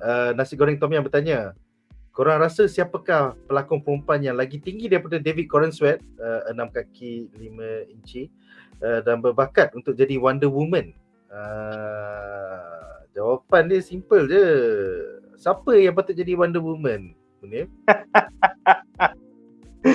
Kalau dia ada satu jawapan jujur lah, itu jawapan teknikal lah. Kalau jawapan teknikal lah, aku rasa Hayley Atwell has the build untuk jadi Wonder Woman. Itu baru betul Wonder Woman yang katang macam dalam komik, bukan kering macam si Zayuni Segal Gadot ni. Kan? So Hayley Atwell dia memang boleh jadi really good Wonder Woman pada pendapat aku. Tapi itu dari sudut teknikal. Dari sudut jujur, the jawapan will always be Sydney Sweeney. Aku tak peduli. acting macam mana, tak nampak macam Wonder Woman ke. Kau ingat aku peduli. Pendek, oh. Aku nak tengok dua benda tu. Itu. Plot. Dia pendek tu. Silakan, Tuan. Aku kalau kau tanya dia 5 aku, kaki 3 inci je. kalau tinggi, kalau ataupun build dengan tinggi, ada seorang siapa nama wrestler tu? Yang Mami apa nama? Oh, Aku Rhea tak- Ripley. Ria Ripley. Tapi Rhea sebab dia bukan Ripley. pelakon kan. Tapi Dia dia tak build pelakon. kau tengok. Dia build ada memang Wonder Woman, padang besar. Lepas tu rambut dia pun dah hitam kan. Dia sebenarnya dia originally blonde, tapi dia hitamkan rambut apa semua. Dia ada boleh bergasak. Dia memang paling suai Wonder Woman, tapi itulah sebab dia wrestler, susah nak dapat job besar macam ni. Untuk first job dia macam susah lah. Tapi memang kalau bagi aku Slang dia lah. Aussie. Slang Aussie pun pekat tau. Nanti jadi lagi sekali. Khalil no. Oh, kalau slang Israel Zionis boleh je lepas, takkan Aussie tak boleh. Pekat sangat. Selain Yahudi tu lepas je. Ini saya Aussie apa dah hal. Tapi kalau yang pelakon, kalau kau tanya aku pelakon, aku balik kepada bukan original lah, yang tak jadi. Siapa nama tu? Bukan Christina Ricci. Siapa dia berlakon pilot. Lepas tu Ana Paliki apa tak? Dia pernah jadi Wonder Woman kejap, pilot, lepas tu kena cancel. Dia sebenarnya sesuai sebab dia tinggi dan dia punya plot pun mencukupi. Dia memang tinggi, dia memang sangat tinggi sebenarnya. So dia memang sesuai Wonder Woman. Cuma tu masa plot tu pun aku rasa kena cancel sebab masa pilot tu kena cancel lah sebab dia punya plot terlampau menonjol. So kata dia terlampau ni, kita cancel lah. So dia sesuai Ana Paliki kot nama dia.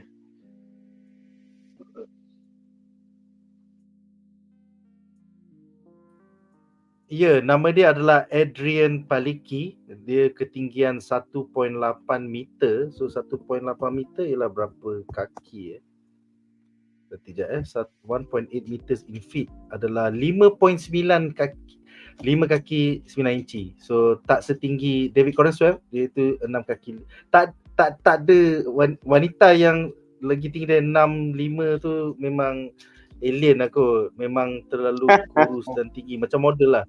Kebanyakan model memang agak tinggi, tapi dia tak white lah, dia tak buff lah. Aku punya personal choice would be Katie O'Brien daripada Mandalorian season 3.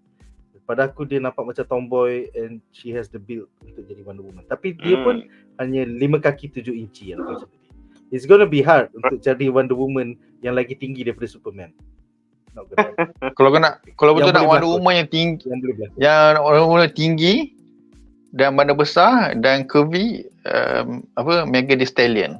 Maksud Mega Thee Stallion tinggi. Oh.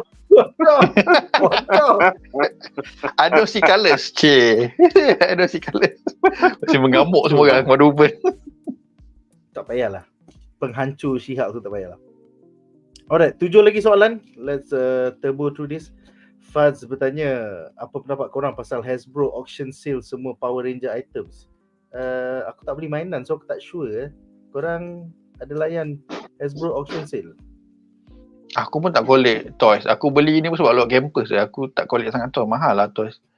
Tapi kalau geng-geng toys tak tahulah. Tak sure. Okay. Aku rasa Munif pun tak Munif. collect toys pasal dia gamer. Duit aku disalurkan ke bayaran bulan-bulanan dan juga video game. Tak sempat lah nak ada hobi lain-lain. Betul. Itu membawa kepada soalan seterusnya yang berkait juga. Capik bertanya, korang selain daripada komik, ada collect tak action figure ke Marvel Legends ke DC ke? Unfortunately tidak. Munif ialah seorang gamer. Aku pula seorang TCG. Aku suka main trading card game. So sekarang aku dah nak main 2 trading card game, Ultraman TCG dengan Magic the Gathering. So memang hobi aku hanyalah card game. Duan pula selain daripada Kaki komik, pada layan aku selain kumpul komik, action figure, aku memang tak beli action figure sebab action figure ni aku tahu dia punya hobi memang mahal lah daripada komik. Even komik pun ada mahal juga, tapi action figure ni price dia memang mahal. So dia punya community tu memang besar. So aku tak boleh nak ikut sebab terlampau Tapi kawan-kawan aku ramai lah. Kawan aku macam ada few orang memang diorang beli tak setakat di Marvel Legends ni nothing lah. Diorang siap beli statue lah apa ni, geng yang kaya lah. Di statue beli ni semua yang ada beribunya, tu diorang ada lah. So ataupun hot toys tu tak ada benda lah. So kalau aku memang tak mampu lah kan. Aku beli komik pun sekarang pun dah berkira-kira lah. Kalau nak beli toys memang aku beli yang ni pun sebab lewat campus. Aku memang tak beli toys. Sebab aku tahu dia harga dia, hobi kami mahal geng toys ni. So aku tak mampu. Munif, kau ada layan Ultraman figures ke apa ke? Aku ada collection of Ultraman figures, tapi yang Showa sampai ke Heisei lah. Dulu kalau korang tengok dulu dia yang ada sampai berpuluh-puluh series tu. Dia harga RM38 dulu. So yang tu lah biggest collection aku is yang tu lah. Dia sebenarnya aku ada other Marvel punya action figures, DC punya action figures tu, tapi masalah masa aku budak lu, kita ni terlebih kreatif kan. So semua aku conteng action figure tu. Dia dah tak ada value dah. Dia just jadi kenangan memory childhood aku. Tapi yang Ultraman punya series daripada tu lah Showa dengan Heisei tu, yes memang ada. Tapi dia ada yang new gen punya lepas tu, aku pun macam tak follow dia punya series, so aku tak beli tu. Terhenti sampai situ. Okay, semoga terjawab persoalan kau Capik. Alright, 5 last questions. Encik Maggie bertanya, betul ke Christopher Nolan tak terima statement Todd Phillips yang cakap Heath Ledger Joker yang bunuh Arthur Fleck last kali tu? Sejak filem pertama lagi sebenarnya kita dah cover tadi, yang Joker 2019, ending dia Todd Phillips nak buat yang Arthur Fleck ni dia toreh muka dia macam Todd Phillips. Macam Heath Ledger. Tapi Christopher Nolan veto, tak kasih buat ending macam tu. So kali ni Christopher Nolan dah meninggalkan Warner Bros. Dia dah buat banyak duit dengan Universal Studios dengan filem Oppenheimer dia. Filem seterusnya pun dekat Universal Studios juga. So dia dah tak boleh veto lah. That's why we got the bullshit ending in Joker 2. So nak macam mana? Macam itulah. Seterusnya kita ada soalan off topic dari Nasi Goreng Tom Yam. Apakah pendapat para panelis tentang produksi Lantern secara official? Sekarang dah ada 2 pelakon. Basically kita akan bincangkan tu pada hari Rabu nanti, ketika sembang komik bersama Syazwan Nendo dan juga Arif Minat DC. So nantikan pendapat panelis kita tentang casting Green Lantern pada hari Rabu nanti. Tapi kalau aku nak bagi sikit pasal pendapat aku kan, pasal Green Lantern ni kan. Green Lantern ni macam tabu tau. Sejak Renok dengan bini dia dengan director favourite Munif dah hancurkan Green Lantern. So dia macam tabu tau. Orang dah macam skeptikal lah, Green Lantern ni mesti sampah sebab dia tak ada yang menjaya dengan Green Lantern ni. So masa aku tengok dalam Stargirl pun, Green Lantern pun dia anak ayam kan apa semua kan. So macam orang takut nak pegang Green Lantern ni sebab tak ada yang berjaya. Tapi sebenarnya Green Lantern ni kalau kau buat betul-betul, dia akan jadi best.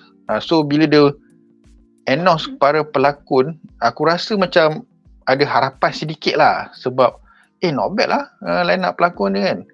Walaupun kita pun tak dapat apa-apa lagi, tapi daripada orang tak ambil kisah pasal Green Lantern sebab dia memang tak best pada dulu, orang dah macam talk about it, it's a good thing. Dan sangat takut juga sebab kau tahu lah Green Lantern dia punya source of power memang banyak CGI. Kau dah buat series pula tu, aku tak tahulah macam mana nak buat. Tapi hopefully diorang buat truthfully lah. Aku hopefully jadi the best dan ada penggunaan power dia tu tak tahu macam mana nak guna bajet tu. Tapi harap-harap dapat Green Lantern kita nak lah. Sepatutnya movie tapi itulah, tengok macam mana. Hopefully all the best lah for Green Lantern punya team. Kalau nak lagi menarik, jadikan Taika director. Confirm Munif tengok. Tu je. Tu. Munif, kau ada apa-apa kau nak sangkal tentang Green Lantern TV series? Sebenarnya Lantern ni dia kena letak awet cun. So dia suck macam mana pun Duan akan jilat movie. Tapi kalau aku nak cakap secara serius, okay, casting wise dia memang cast Aaron Pierre. So Aaron Pierre sebagai Jon Stewart dan Carl Chandler kan? sebagai Hal Jordan. So aku rasa aku pernah cakap dulu lah, this guy has that intensity. He even looks like Jon Stewart macam in drawing. Kalau kau shave dia punya facial hair kan. So memang kalau kau tengok that movie apa Rich kat Netflix tu yang dia berlakon tu, Rebel Ridge. Rebel Ridge kan. Kau memang nampak, wow, this guy macam just oozes intensity dan karisma tu. So bagi aku on the casting news, that's really good. Cumanya itulah macam Duan cakap tadi lah, Green Lantern ni kau tahulah the visualization of power dia macam mana. They couldn't even make it look nice on a movie budget for the Ryan Reynolds movie tau. So sekarang they gonna do it on a TV series punya budget. And aku tak rasa benda ni budget level-level Rings of Power. So man, aku paling risau tu lah. So sekarang casting okay, dah tak risau casting. The next thing aku nak tahu berapa budget per episode. Sebab nak gauge what is the quality of the visuals tau. And I'm sorry to say, kau buat cerita Green Lantern, the visuals is super important. Kau kena ingat tu je. Movie version pun nampak tak elok yang Ryan Reynolds tu. Macam mana dia make it work for the TV series? Aku dah just imagine saat dia nak buat gritty kan, earthbound, very gritty apa semua. Then dipakai ke season finale baru tunjuk dia dapat cincin yang power. Yes. 5 episod semua pasal bergaduh gasak masih biasa. Last sekali ujung episod 5 tunggu dulu. Nombor 5 baru jumpa cincin. Nombor 5 jumpa cincin lah. Yang kau gaduh-gaduh ni baru jumpa cincin. Nombor 6 baru sarung, baru nak pakai je. Cahaya semua habis. Episod 2 season 2 baru kau dapat. Tak, udah. Dia season finale dia tunjuk pakai in blackest day, in darkest night. Season 2. Janganlah weh. Hijau. Janganlah TCU jadi sampah. Janganlah weh. Aduh. Dia mesti buat macam tu. Nak save budget mana ada duit. Semoga Zaslav bagilah bajet sikit kepada James Gunn. Daripada kau rugikan kat Todd Phillips, lagi baik kau bagi kat James Gunn buat siri Lanterns ni betul-betul. Tentulah. Alright, last 3 questions. Hafizan Amir bertanya, Duan baca tak Deadpool Kills the Marvel Universe ataupun Deadpool Samurai and juga siri komik Marvel Zombies? Aku baca Deadpool yang masa dia tulis dia lukis oleh Scott Koblish sebab aku beli dia punya hardcover kan. So aku baca yang tu, Deadpool yang tu. Masa tu jangan cerita dia menarik juga. Tapi yang Kill Marvel Universe ni aku tak baca. Samurai aku dah beli tapi tak baca. Marvel Zombies aku baca, tapi yang part Deadpool aku tak perasan pula. Aku baca Marvel Zombie biasa lah. Tapi yang Deadpool yang masa Scott Koblish lukis tu aku baca ada. Yang cerita dia menarik dalam tu, dia ada tunjuk Deadpool dia bercinta dengan Death kan. Seronok lah. Lepas tu macam mana Deadpool pergi kena tangkap, macam kena tangkap Weapon X punya ni kot. Lepas tu Deadpool menggila lah dalam dunia series tu. Masa tu Scott Koblish lukis the most character in a cover Marvel. Masa tu wedding Deadpool dengan Death punya wedding. Semua karakter Marvel kat dalam satu cover. So dia dapat jenis buat rekod kot, the most karakter dalam satu page cover. Yang tu lah aku baca. Sebab Deadpool banyak sangat lah. Yang Kill the Marvel Universe ni pun aku pernah baca dulu. Samurai tak pernah baca. Tapi yang Marvel Zombies ni is quite interesting. Pasal apa? Sebab aku rasa kita pun, macam aku dah lost track. Aku macam dah baca beberapa iteration tau Marvel Zombies ni. Sebab dia bukan macam pernah keluar sekali je. Sebab it's quite a popular trope. So macam kau dah ada few Marvel Zombies punya komik. Cuma aku nak tambah di sini, aku rasa dulu pernah ada orang tanya soalan dekat BuzzPop ni juga pasal game Marvel Future Fight tu kan. So aku pun pernah bagi tahu yang game Marvel Future Fight ni aku rasa dia memang dia punya roster sangat besar and cosmetics dia sangat banyak. All the suits yang kau boleh fikir Marvel character tu punya pakai dalam game tu ada skin dia. So dia work very closely dengan Marvel Comics aku assume. Tiba-tiba last weekend aku tengok Marvel Future Fight tu announce dia ada a Marvel Zombies update. suddenly dia ada the skins untuk zombie version of popular characters apa semua. And usually kalau Marvel Feature Fight ni buat something, dia akan ada something yang kait balik, either some animation project, which aku tak rasa, movie definitely tak, or something, or new Marvel comics is coming out from Marvel itself lah, maybe untuk Halloween ke apa ke macam tu lah. So selalu this game is a good indicator yang something yang dia promote tu akan keluar from Marvel. Cuma tak sure dari media mana lah. So be on the lookout for that lah. Some new Marvel zombie stuff. Yeah man, semoga terjawab soalan kau Hafizan. Alright, last 2 questions. Ahmad Muaz bertanya, Nick dah baca ke novel Nirnama dekat belakang tu? Aku tak sempat baca lagi, adik aku pinjam setahun. So aku tak sempat baca lagi. So sekarang dia dah ada novel kedua Nirnama dan dia dah ada prequel novel. So pasal tak sempat, aku tak katam lagi ni, aku tak beli lagi novel kedua. Dia dah ni, diorang dah nak buat komik ni. Nirnama ni diorang dah nak buat komik dah. Yes, tak sabar nak layan. Mula nak kena baca ni dulu, lepas tu baru pergi layan komik. So akan Nirnama. Awesome novel daripada local novelist dari Johor.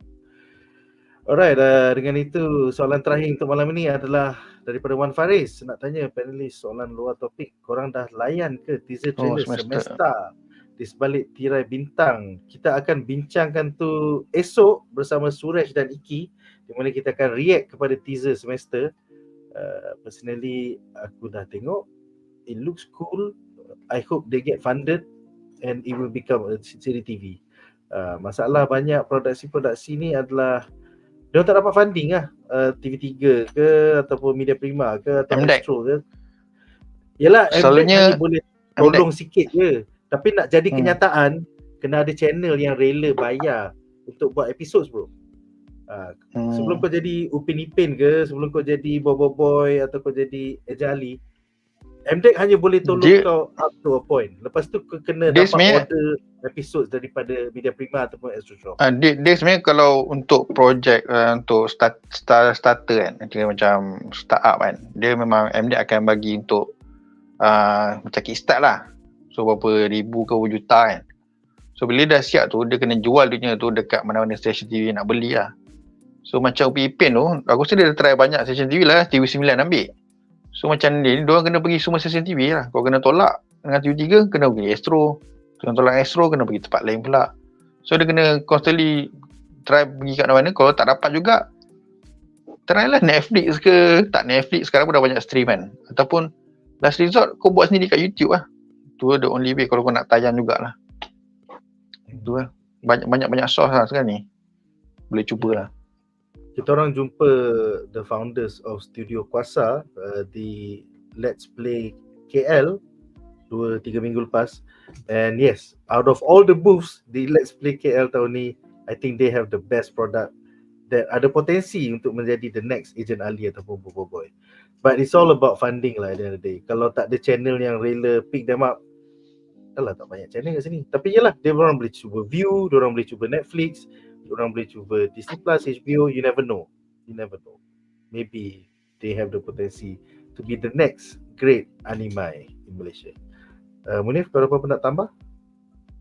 Aku tengok itulah teaser dia. So dia quite intriguing pasal yalah dia nampak macam kalau aku nak simplify dia Melayu in space lah kan. Nampak je tu kan.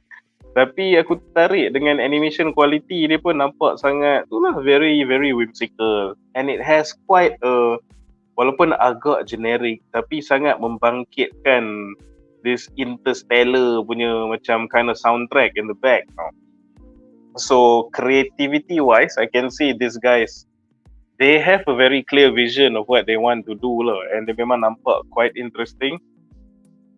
But at the end of the day, itulah macam Nick cakap, risau pasal funding kan. I believe local creatives and creators memang tak kurang idea, tapi kita punya perbezaan dengan overseas has always been, dia bukan saja funding tapi support from your associations and government bodies and so on, the guys yang sepatutnya tolong with these things, are not helping with these things kan. Sebab kalau korang ingat bukan yang ni je. Sebelum ni BuzzPop pun pernah bedah. Apa tu ni, kau ingat tak yang there's that Malaysian cyberpunk style animation with the female ingat tu. protagonist yang Aku ingat, but it was kan. cool. It was cool. So there was that. Itu pun macam I'm just waiting and praying for them to boleh take off with that project. Sebab yang tu aku lagi mind blown dengan yang tu, even though that was like how long ago tau, banding dengan semesta punya teaser ni. Tapi itu pun I'm pretty sure it's logistics yang tengah menghalang dia orang sekarang. So I don't know if there's anyone from the government ke yang daripada jabatan-jabatan berkaitan tengah tengok BuzzPop ni for some reason. Aku macam merayu pada korang, macam tolonglah dia orang ni tau. Sebab bagiku it's not even orang kata stupid gamble tau. Sebab as we know, Malaysia ni tak banyak export yang power. And the few export power yang kita ada is hands down animation. Animation kita, aku boleh kata not just regional but dah world class. Kita sampai Mekamato tu semua popular dekat Jepun lah apalah. If with that pedigree pun, government institutions and associations tak tolong, support these projects kan. So what are you waiting to support? So aku punya harapan tu lah, help these guys. Kadang macam itulah yang BuzzPop bedah dulu tu, and semesta ni pun it looks really good. We know animation kita power gila sekarang. So, why not? It's not that big a gamble, honestly. Yeah, man. Domestic saja dah boleh dapat berapa banyak tau if you actually invest in this. Kalau lah katakan kau risau pasal performance on the international market kan, locally kau boleh dapat balik that money. So itulah, please do your job. All the best kepada semesta team di Studio Kuasa. Alright guys, so itu saja untuk malam ini. Join us tomorrow di mana aku, Suresh dan Iki bakal react untuk trailer semesta dan juga bincangkan 2 berita terbaru daripada Hollywood. Seterusnya pada hari Rabu, aku, Arif Nadisi dan Syazwan Nendo bakal sembang komik tentang Absolute Batman number 1, Batman terganas di seluruh semester, dan juga 2 berita terbaru daripada Hollywood. Terima kasih kepada para panelis kita malam ini, Munif, Malek, Kaki, Kaiju, dan juga Duan, Yakuza, Kaki, Komik. That's all for tonight guys. Majulah fandom untuk negara. Bye guys. Tu nak 3 jam tu.